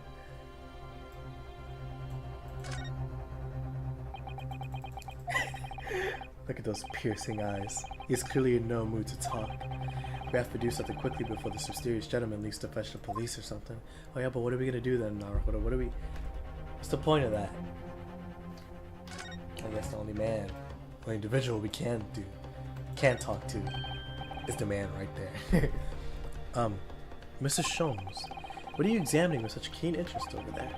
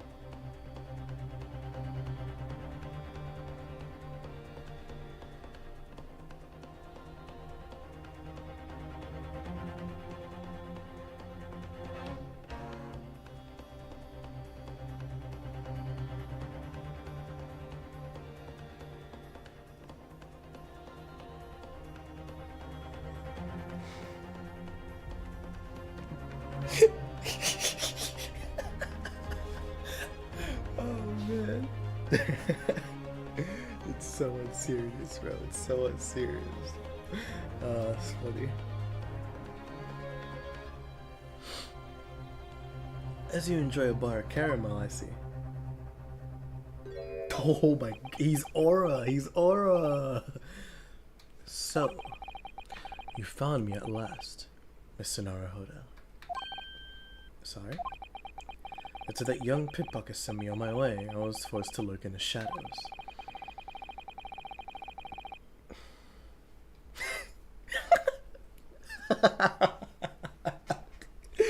Oh my gosh.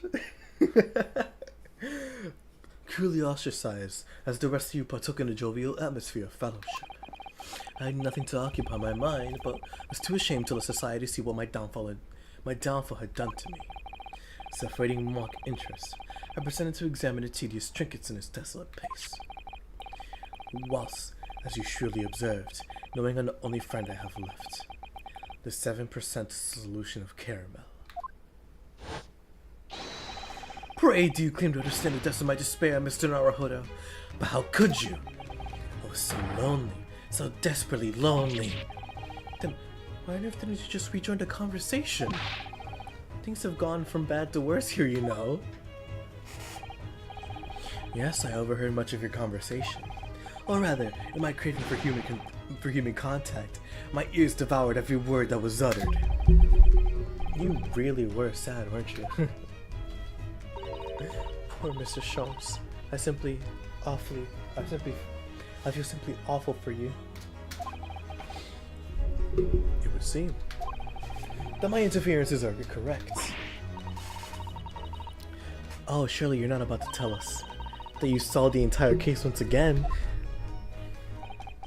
My dear madam, sometimes I wonder, were my genius for deduction to be commoditized? How much could I pawn it for? You see, Mr. Sholmes has had another of his flashes of inspiration. But who knows if it will help resolve the situation between Mr. Strahd and the mysterious gentleman. It most likely will not. Because this is a game, and we have to fix the problem because this is a game. Naruhodo na.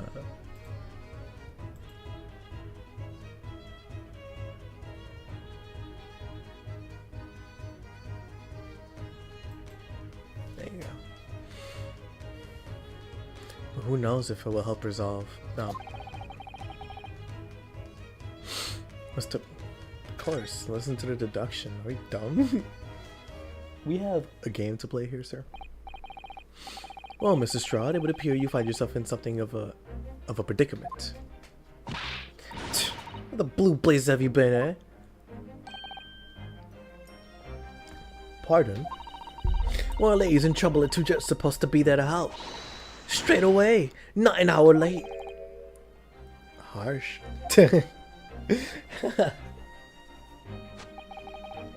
And who, pray tell, are you?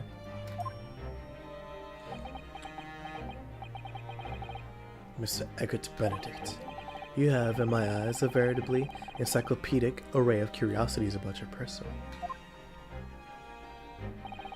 Nevertheless, there are two immovable conclusions I have drawn. I beg your pardon. The first is this. The true reason for your visits to this pawnbrokery today is something you have not just revealed.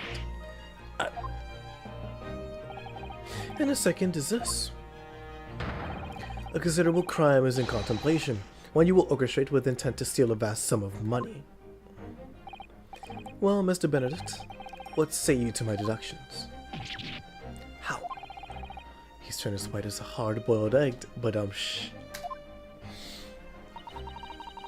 It would seem that once again, Mr. Sholmes has made a flawless deduction.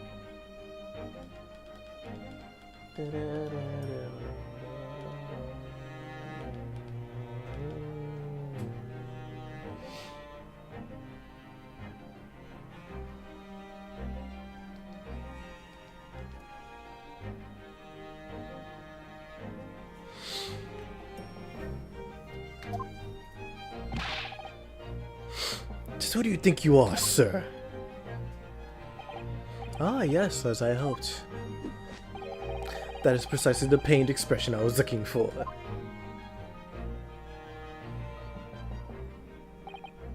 So, shall we begin?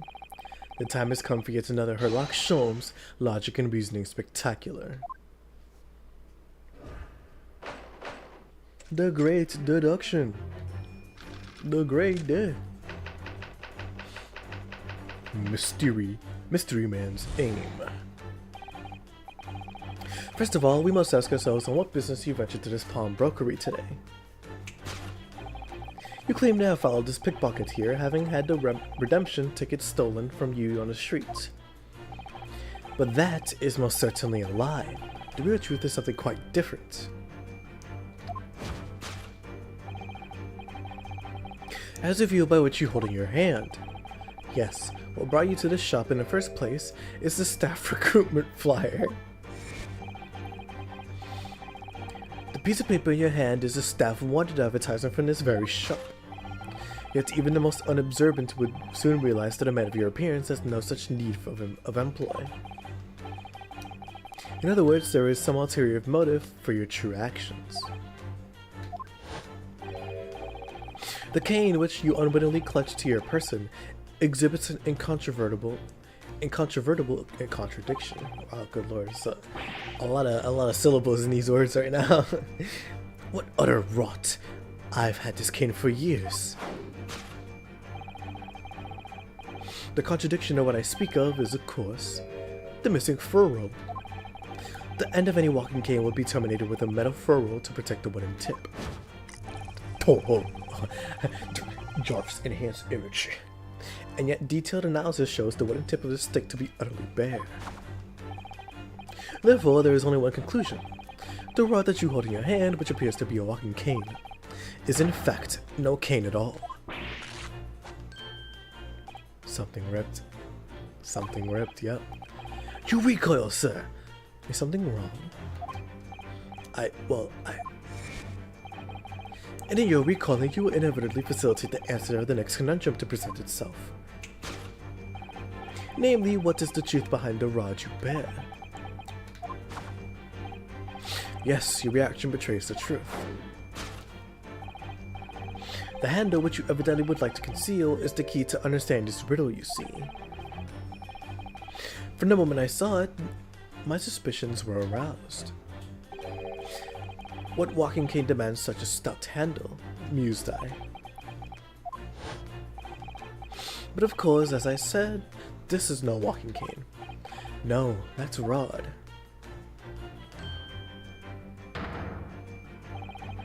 It's the broken handle of a shovel. What? Are you insane? And now, having determined this undeniable truth, the conclusion is clear. Your true motive for coming here was to take employment at this establishment in order to excavate the ground beneath the premises. What a calculated crime you have conceived, sir. A wickedly calculated crime.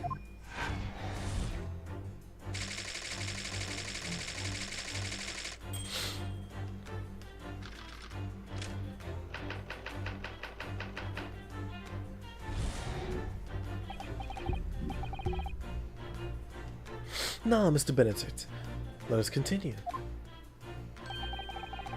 For we must expose the details of the elaborate crime we have been planning.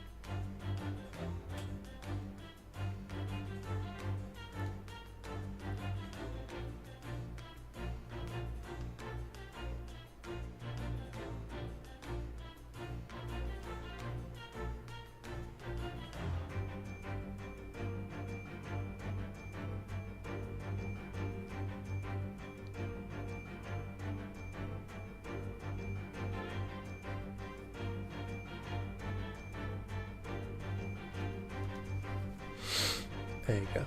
For we must expose the details of this elaborate crime you have been planning. This is utterly absurd. You suggest that I, a gentleman, intend to excavate the underground. Excuse me, sorry, wow. Intend to excavate the ground beneath this pawnbrokery with a broken shovel. What on earth do you propose I could expect to find there? Some long-forgotten treasure, I suppose. Save for such a fanciful theory, what possible reason could I have to do as you say? Oh, but there is an ample reason. As you are only too well aware, Mr. Benedict. Oh, and your furtive glance is more telling than I could have hoped. What? Let us consider what would motivate a man to infiltrate such a shop. Excuse me, a shop such as this and covertly dig beneath its floor.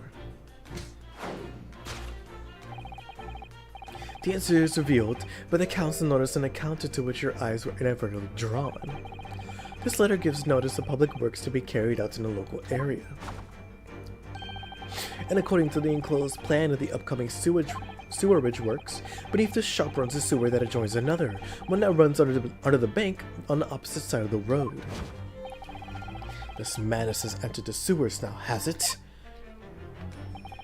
By excavating the ground beneath our feet, you would gain access to the waterway that flows in very close proximity to the great vault of the financial institution opposite. What are you? In summary, sir, you devised a master plan to pull off an elaborate bank robbery by dint of the underground tunnels. Master plan? Which brings us to the last chapter of this lurid scheme. With what plunder did the thief hope to make off from the underground vault to the bank? Are you quite serious? Having consulted with Scotland Yard some days ago, I happen to know the answer. But naturally, the answer is no secret to you, is it, Mr. Benedict? I have no idea what you're talking about. Allow me to present a rather interesting piece of evidence. You see, this picture postcard tells us all we need to.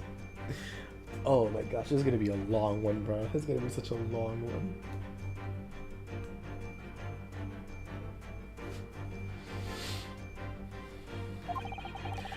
A postcard of the Great Exhibition. I'm afraid you've quite lost me. Currently in the final stages of preparation, the Great Exhibition will soon be underway, and the government has provided extra funds to complete its centerpiece, the Crystal Tower. Funds that currently sits in the vault of the bank on the other side of the road. Pardon? Yes, the considerable crime you have been contemplating is that which sits in the vault of that bank. The special reserve funds for the Great Exhibition. Of course, that is top secret police information, so keep it under your hat, please.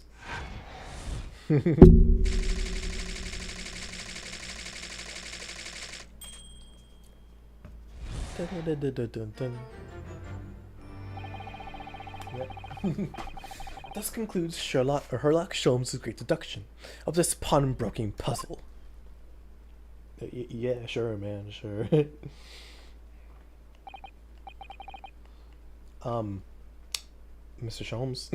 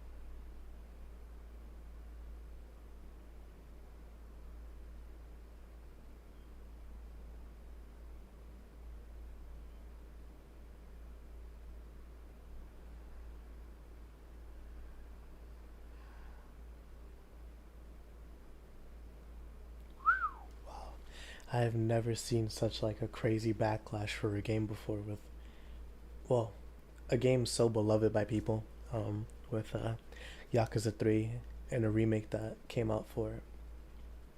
People really do not like that game, or like what they did to it, or the people behind it, or the retcons that they did. It's really interesting. Which is really unlucky because like Yakuza 3 is the one that like really gets overshadowed because of the fact that like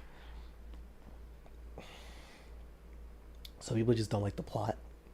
But it I can't speak to it. I never played it, so I'm not gonna say anything about it. But like I know there's a what's the word?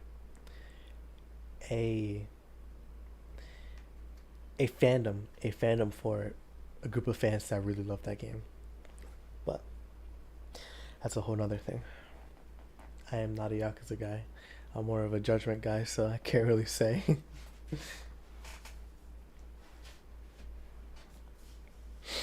Mr. Sholmes. Well, Mr. Naruhodo, an impressively upbeat deduction for a detective wrecked with loneliness, would you not agree?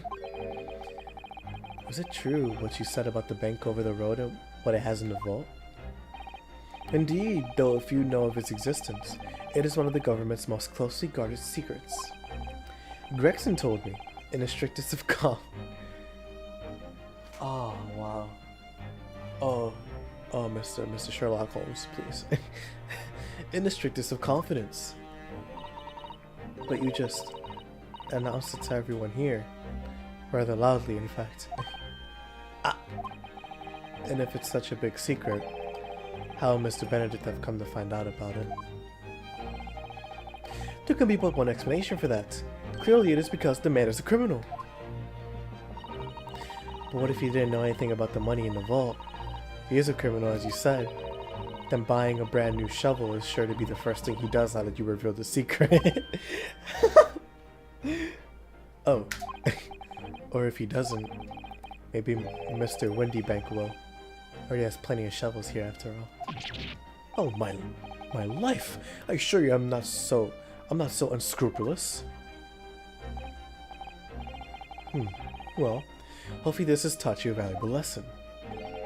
Sensitive information must be handled with the utmost of care. One can never be sure that someone privy to secrets won't disclose them. And once the word is out, it's out. Perhaps I'll think twice before confiding in you next time, Mr. Sholmes.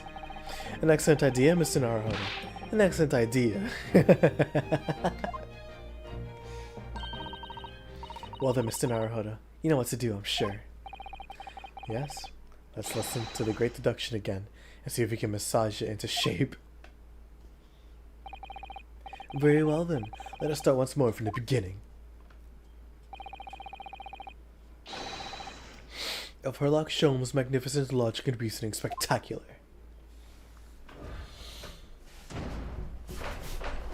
Course correction. Hold it, Mr. Holmes.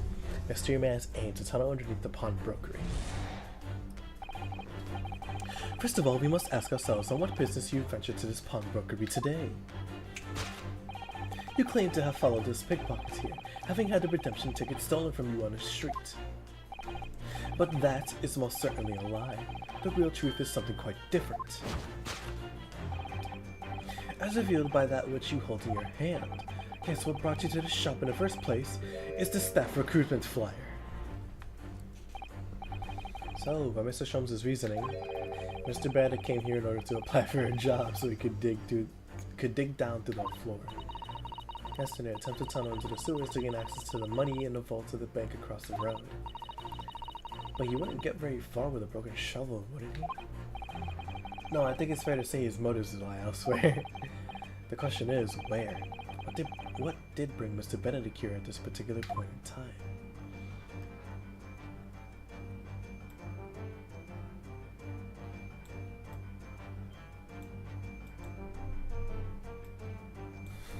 That's so funny. That's so funny. That's what they think she looks like. Oh, I love it. That's so cute. Oh. Look at the scribbled notes on the back of the flyer here. I believe it. What is it? Listen to what it says. Name Gina Lestrade. Height 5'2". Green cap, scruffy waistcoat. Grubby white shirt, blue satchel, ragged. It's the detailed description of Mrs. Strahd. Goodness. There's even a sketch of her, hat and all. Although if he showed it to her, she'd fire that smoke grenade launcher in his face for sure.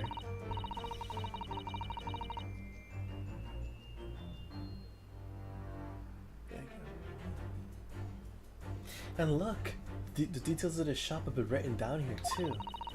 Windenbank's Pawnbrokery, Baker Street, redemption deadline April 15th, which is today's date. Why would Mr. Benedict have all the information scrawled on the back of the piece of paper? Info about Mrs. Strahd. Well, I mean,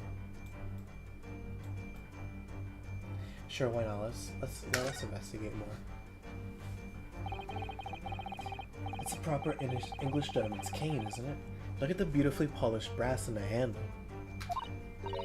Yes, so Mr. Sholmes is right. It's not the sort of handle you usually see on a cane. Perhaps it's the latest older fashion. I mean, that's just guesswork, of course. Perhaps you could adopt the cane, Mr. Naruhodo. It might rather suit you. I have a feeling it might argue with the sword around my waist. It very much would, yes. Wholeheartedly. Stylish hat, of course we can examine this. Of course. That silk top hat is whiter than white. Only an English gentleman could hope to carry off something so bright. It looks so incongruous with the black overcoat, don't you think? Perhaps it's the latest London fashion. I mean, that's just guesswork, of course. How about it, Mr. Naruhodo? I think you look very fetching in a white top hat. Well, you know, I think it might look rather incongruous with my black university uniform, so... things and such of the like.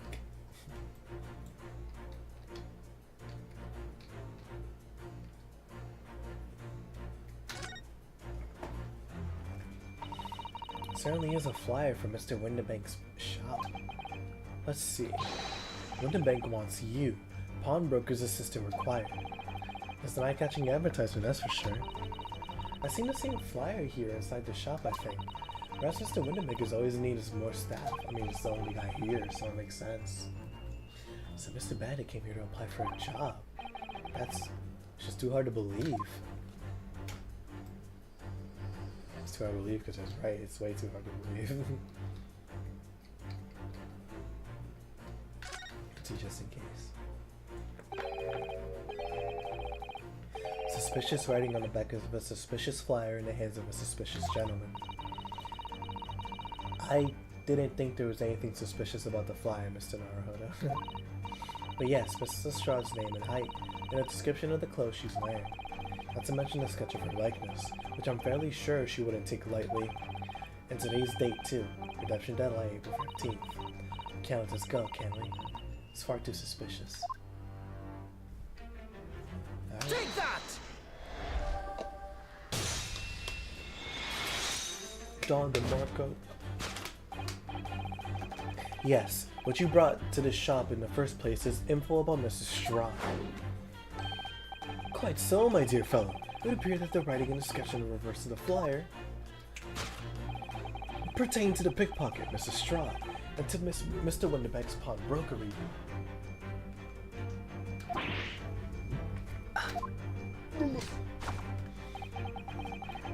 You originally told us.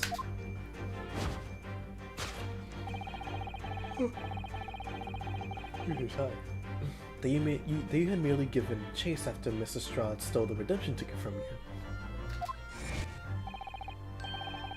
But that, sir, is a thinly veiled lie. She's pouting.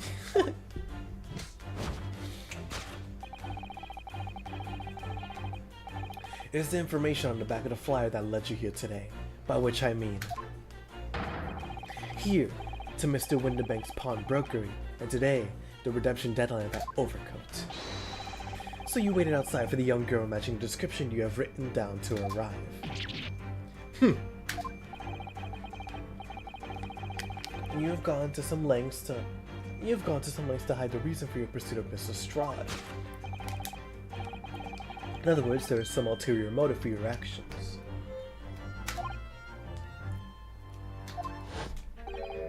The cane, which you unwittingly clutch to your person, exhibits a controvertible contradiction. What sort of rot? I've had this cane for years. The contradiction of which I speak of is, of course, the missing furrow.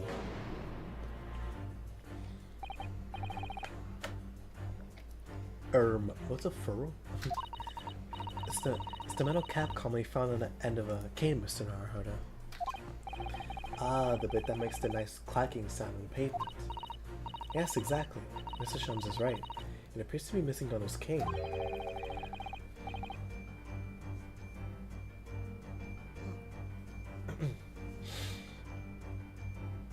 But it doesn't actually look broken, does it? No, it doesn't. Though the gentleman certainly did recoil when Mr. Shums identified the cane as suspicious. In other words, there's something secret about the cane that Mr. Benedict would rather we don't know.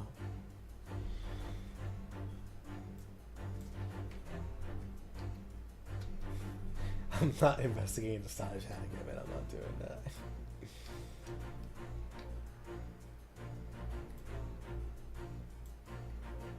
Not initially. Look here, Miss Suzutel. There's some letters on the handle. Ah, yeah. Or, oh, yes. Those supposed to be initials, I think. In the West, it's customary for people to engrave their belongings with the first letters of their names. So Herlock Sholmes would be HS, you mean? That's right. And the initials on his cane, obviously. Oh. AG. Why does it feel as though that's not quite right? Well, I mean, his name is Eggs Benedict, bro. His name is Eggert Benedict. I can't say that. Commander of the 4th rank, little known fact, I am also dope on your mic. The end of this cane is just bare wood. Yes, and according to Mr. Shulm's deduction, this is where the shovel blade would have been attached. Couldn't it just be that the tip fell off? I'm sorry, Mr. Naruhodo, but I couldn't possibly speculate. Oh, excuse me, sorry.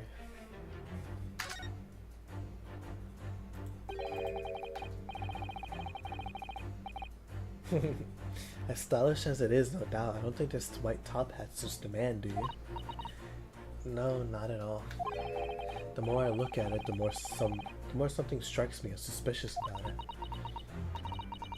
I think perhaps it's not so much that it strikes you as suspicious, but rather that the hat is just striking.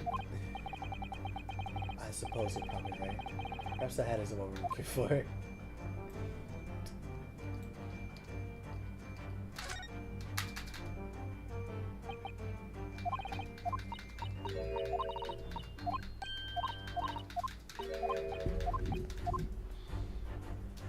Alright, let's rock. Take that!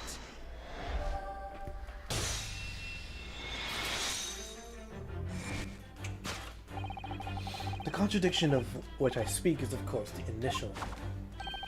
A most astute observation, wouldn't you say, Mr. Eggert Benedict? We are led to believe, sir, that your initials are EB. Yet in a most possessive manner, you have in your grasp a cane bearing the initials AG. An incontrovertible contradiction indeed, would you not agree? No. You're wrong. This cane isn't... You said before that you had the cane for years. So don't try to tell us that you just borrowed it from a friend or found it in the park. In short, though you hold yourself to be a gentleman, you have withheld your true name.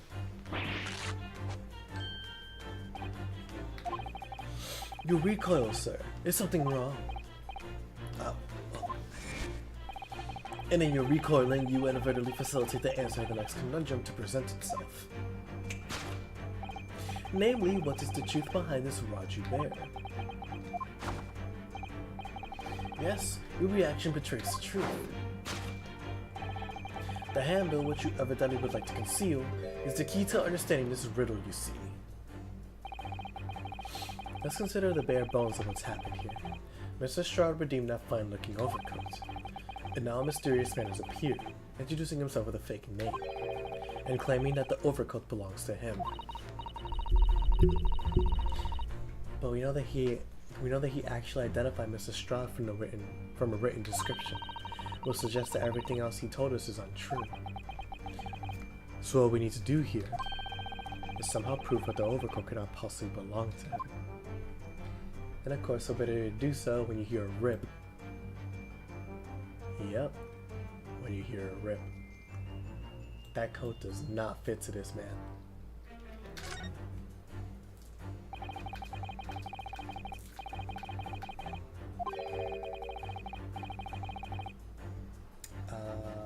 Okay, I thought it was the same thing. I've been looking closely at this hat for some time now. It suddenly occurred to me that a bright white top hat like that might just be the hat for me. You like it, do you? I think I do, don't I? Well, in that case, you could see if there isn't something similar among Mr. Winterbank's forfeited items. After we concluded our investigation, we must focus on a task in hand at the moment.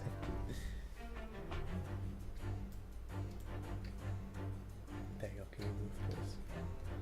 Naruhodo.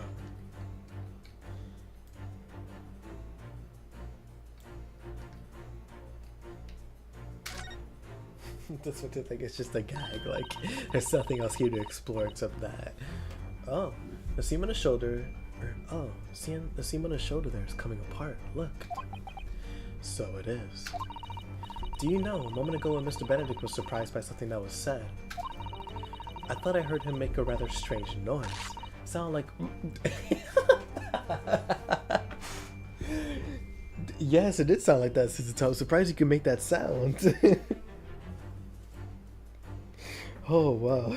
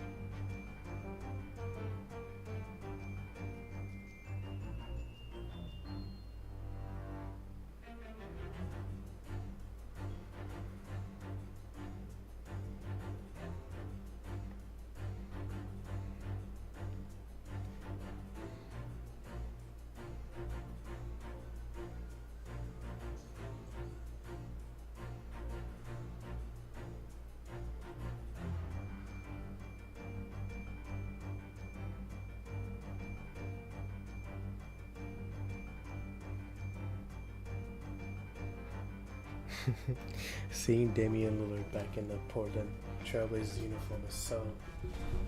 I needed that. The culture needed that. The culture definitely needed that.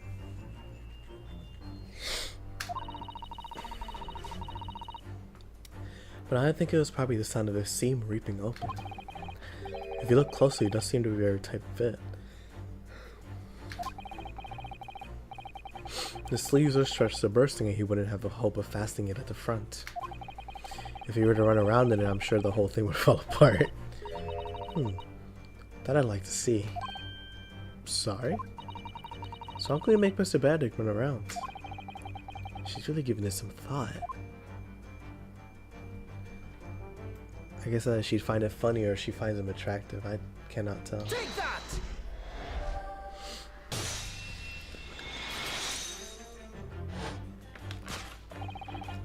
The split seam which you evidently would like to conceal is the key to understand this riddle you see.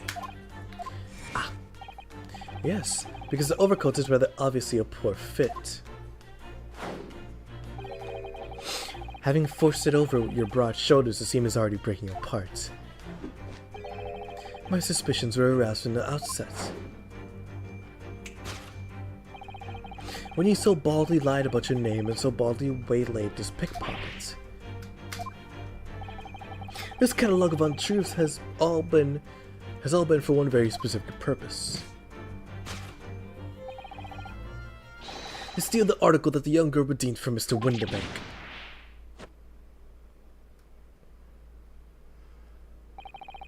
But what really irks me is this.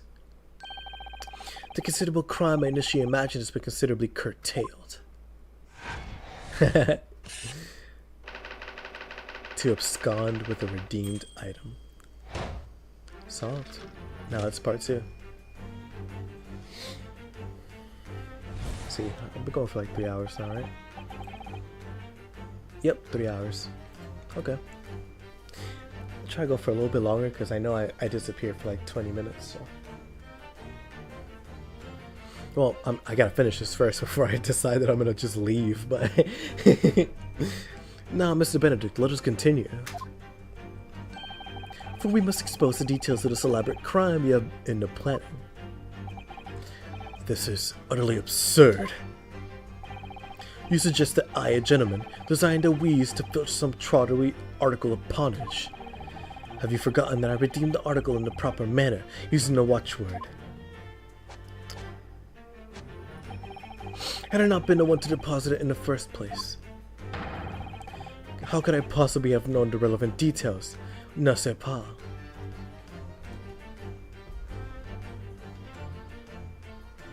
I don't know what that means. I know it's French, but like...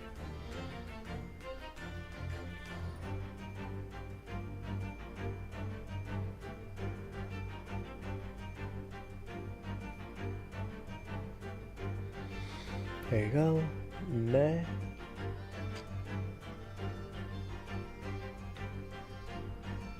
Sais pas. Isn't that right? That's cool. I never knew that.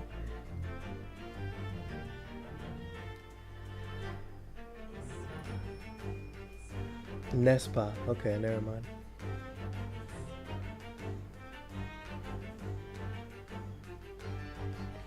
The French language is such an interesting language, man. I think it's beautiful.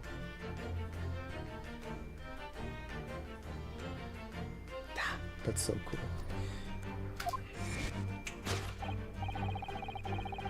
Oh, but the watchword can be discovered. As you are only too well aware, Mr. Benedict.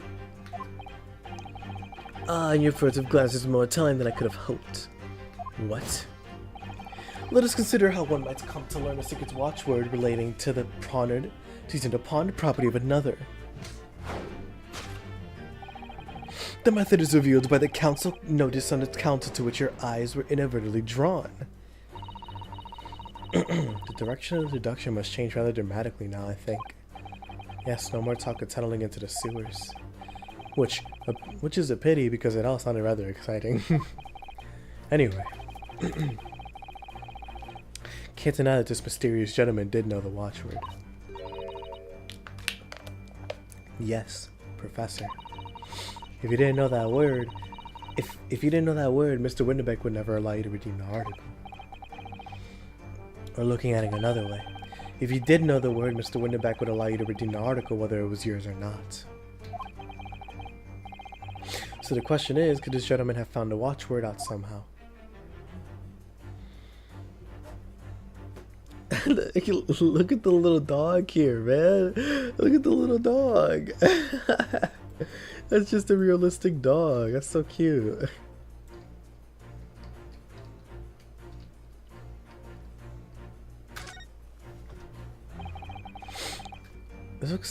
This looks to be quite an old lamp, but it's obviously been well looked after, and there's oil in it too. In other words, it's still in use. Yes, it would appear so. As for how it could be related to Mr. Benedict knowing the watchword for the pawned article, I have no idea. That makes two of us.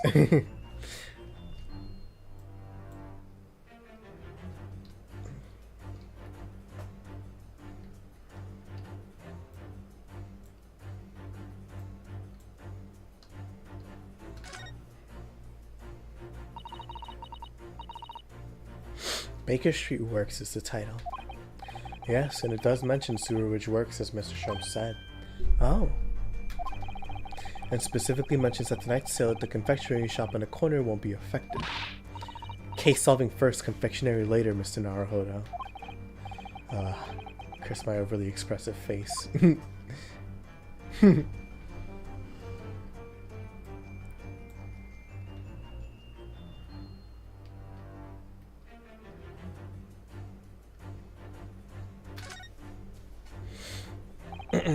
This is Mr. Winterbank's gun. Yes, loaded with only one bullet, he said. Or, excuse me. Yes, only loaded with one bullet, he said. It would appear that being a pawnbroker is a very life or death profession. That might just be this particular establishment.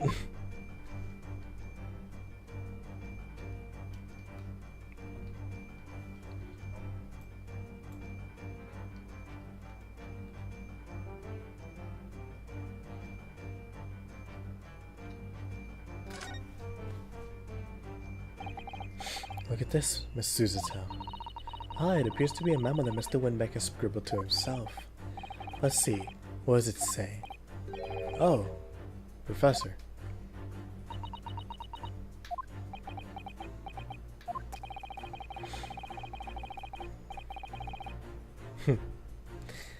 Mr. Windenbeck must make a note of the watchwords his customers give him right before their eyes. And in an alarmingly clear script as well. Oh dear, I don't know where to look. Who knows what other secrets I might see.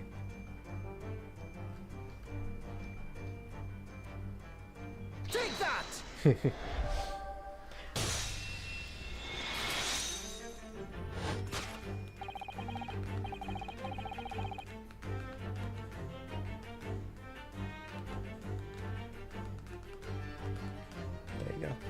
The method is revealed by the notelet on the counter to which your eyes were inadvertently drawn.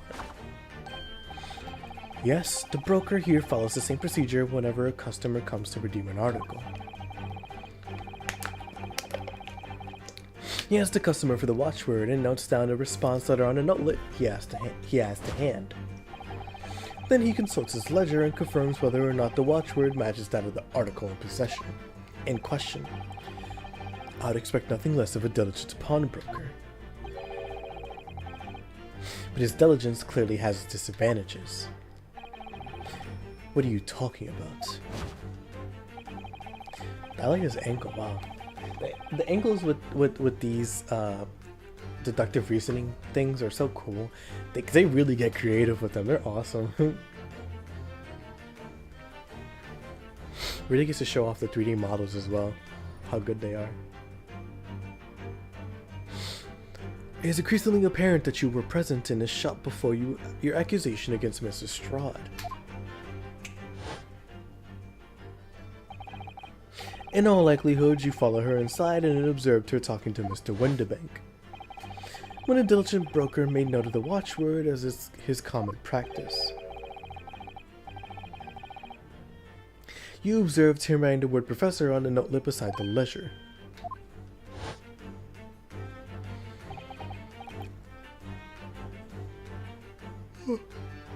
Oh, excuse me. And that, sir, was the master plan you devised to steal the pawned article from the young Mrs. Strahd. Master plan. Which brings us to the last which brings us at last to the final chapter of this lurid scheme. Why would you go to such lengths to redeem that particular article from the pawnbroker? Are you quite serious?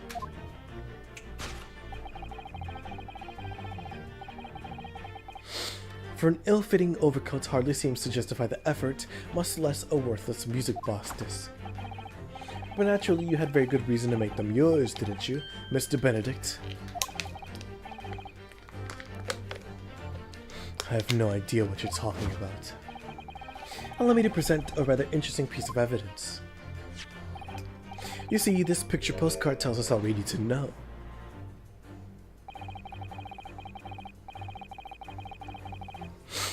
The articles we're talking about are the overcoat and the music box disc that was in one of the pockets, which according to Mr. Windebank isn't even worth a penny. And yet this man went to such lengths to steal them. Why? I wonder if perhaps We already have the evidence needed to explain the mission, Could we? Really? But I have a thorough look through all the evidence we collected so far. Yeah, though. Naruto, what other evidence do we have? Take that! Never mind, my fault. Oh, Naruto, I didn't realize.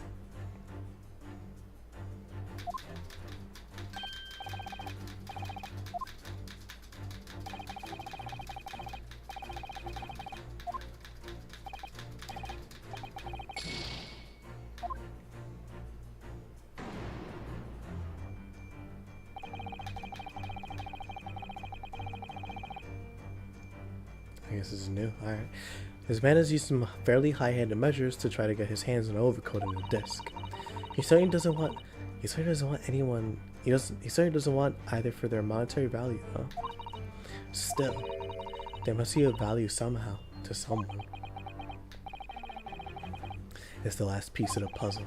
Better have another look through the evidence and see if there are any clues hiding.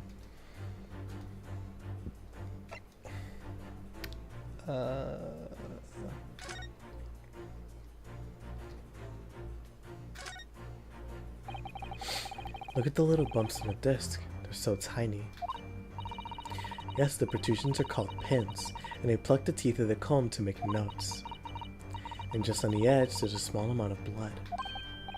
Yes, the blood of the mysterious Mr. Eggert Benedict. When Mr. Straw tried to grab the disc from him, the pins scratched his fingers, it seems. Just like when you're grating some daikon radish and accidentally catch your finger. Ouch, just thinking about it hurts. It puts me off eating radish. Yep.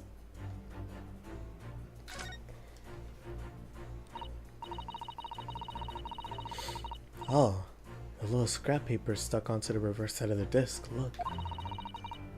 Yeah, scribbled a word or two. It's like somebody's name. For McGilded. McGilded? It couldn't be. But it is, Mr. Naruhodo. A name I shall never forget for as long as I live. But why? Why is his name on this? The music box disc information has been updated in the core record. A metal disc used to play music in a mechanical music box. On the reverse side is a note that reads, for Mr. McGilded. Now we can present. Take that! There you go.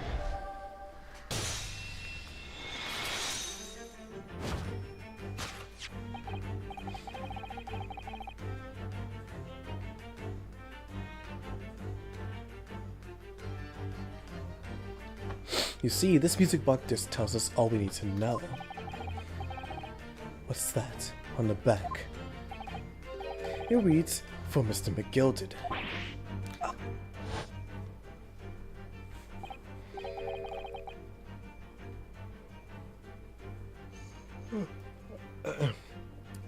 Mr. Magnus McGilded, the unfortunate philanthropist who perished in curious circumstances at the Old Bailey 2 months ago. A prominent man in London, through his loan mongering, demonstrated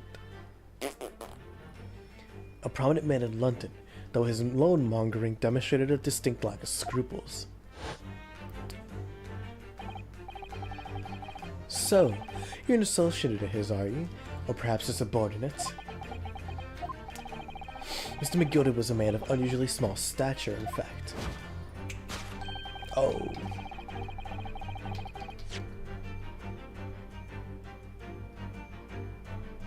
There you go. Mr. McGilded was a man of unusually small stature, in fact. In fact, he was precisely the right size for that overcoat that you squeeze yourself into. Your true identity remains shrouded in mystery, Mr. Eggert Benedict. But the final conclusion here is crystal clear. It was you came to this pawnbrokery today.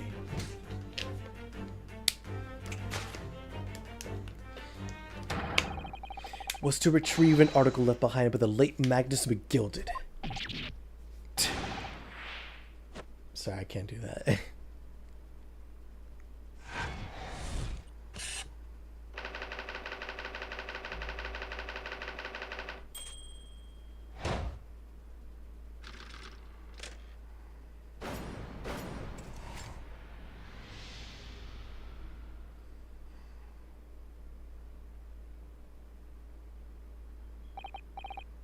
Well, well, Mr. Magnus McGilded. Not a name I expected to hear in these circumstances. Mr. Sholmes, I'm afraid there's something very troubling on my mind. Pray tell, Miss Suzuto. Well, according to what Mr. Winterbank told us earlier, today was the final day on which the cult could have been redeemed, was it not? Yes, ma'am, that is correct. Today would be precisely 2 months since it was first deposited.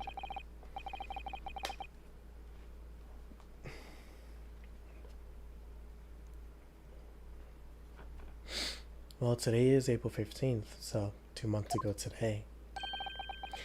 Would have been 15th of February, sir. That's right. It's also carefully recorded in my ledger. Deposited at 10:30 p.m., I see. What? But that suggests... Yes, 15th of February. Precisely the day on which the omnibus murder took place. At 10:30 in the evening. At precisely the time at which the terrible events were unfolding. Suggestive is not the word. It would seem the matter is entirely beyond coincidence.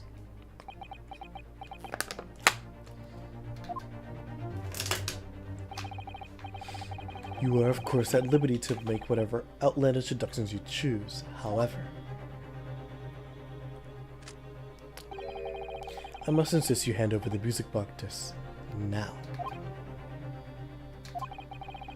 It would be a terrible shame for you to return to your native land in a box. What do I do? I generally don't remember what's right here. I really don't.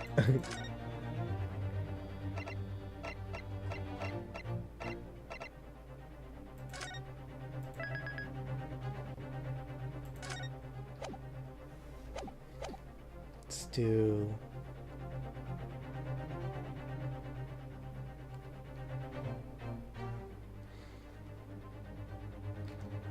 now.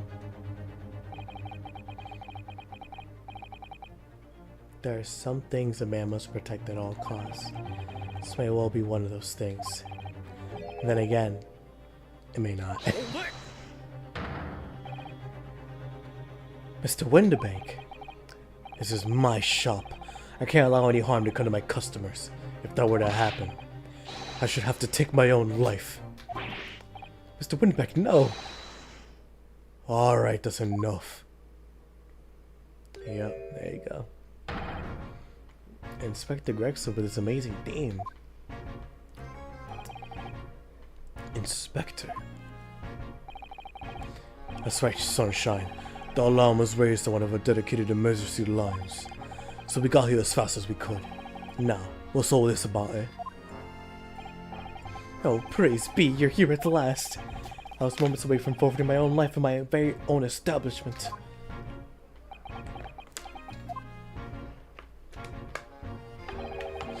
It would seem you have the upper hand.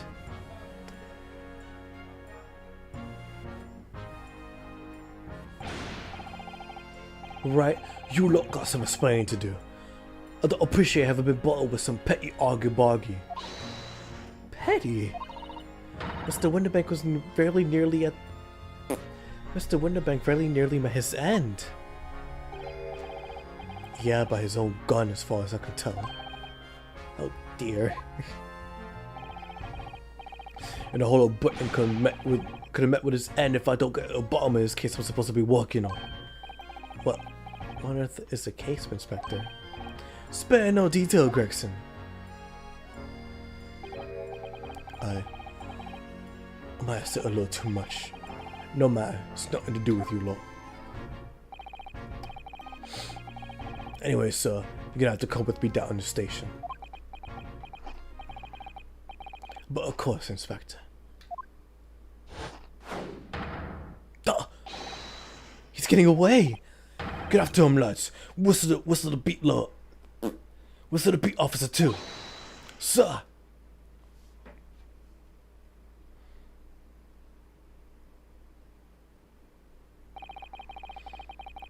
There's been a spot of deaths at pawn shops around here recently.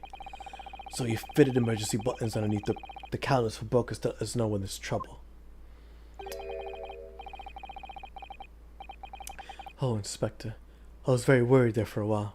Very worried indeed. Now then, Mr. Permanently in mourning. Now then, Mr. Permanently in mourning. Oh, yes. I'll be taking that whatever it is from McGilded's down to the yard. Thank you very much. So hand it over. I did. Yes, of course. No, don't! Don't give it to him. It's mine, that is, mine. I'm sorry, miss. Anything belonging to McGilded has to be taken as evidence now. As evidence?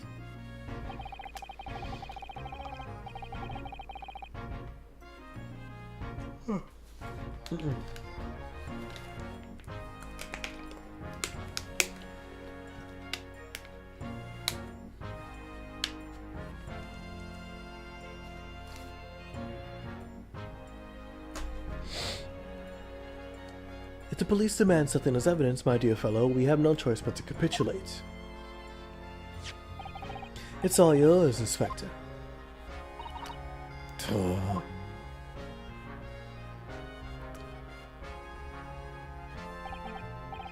And so we headed Mr. McGilded's disc over to Inspector Gregson, who was summarily turfed out of the shop and onto the street.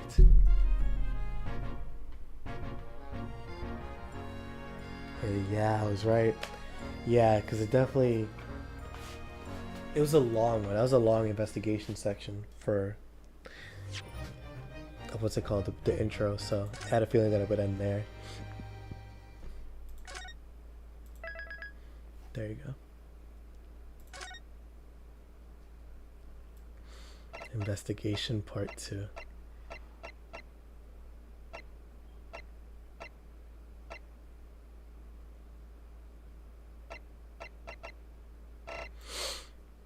Well, I mean, this would be a good spot to end, if I'm being honest.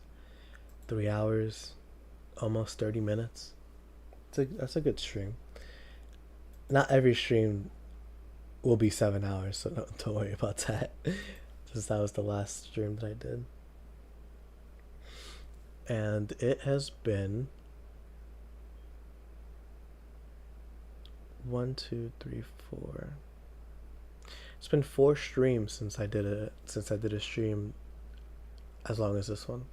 The last one being me finishing up case 2. Of course, well, besides the 7-hour stream, of course. But yeah, it's been almost a month. Been almost a month since I last streamed.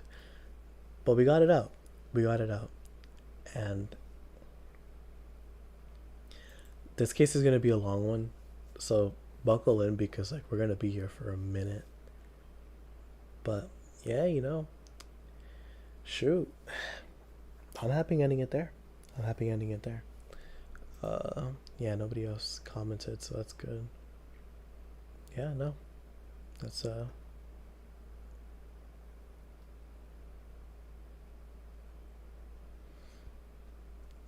you go. Spaced out for a second. But yeah. Thank y'all for watching, of course. Sorry about the silence for 20 minutes. That was so stupid of me. But yeah, hope y'all enjoyed. Thank y'all for watching, of course, and I'll see you on the next one. For next stream, we'll see. Definitely gonna try to stream a little more now that I finished the Made in Abyss video, but I already have planned the next video I'm gonna make, so you guys see to that when you see it. But I'll make a community post about it when it's more when it's more to go off of. There you go. But yeah, until then, see you on the next one, and I hope you have a good rest of your day.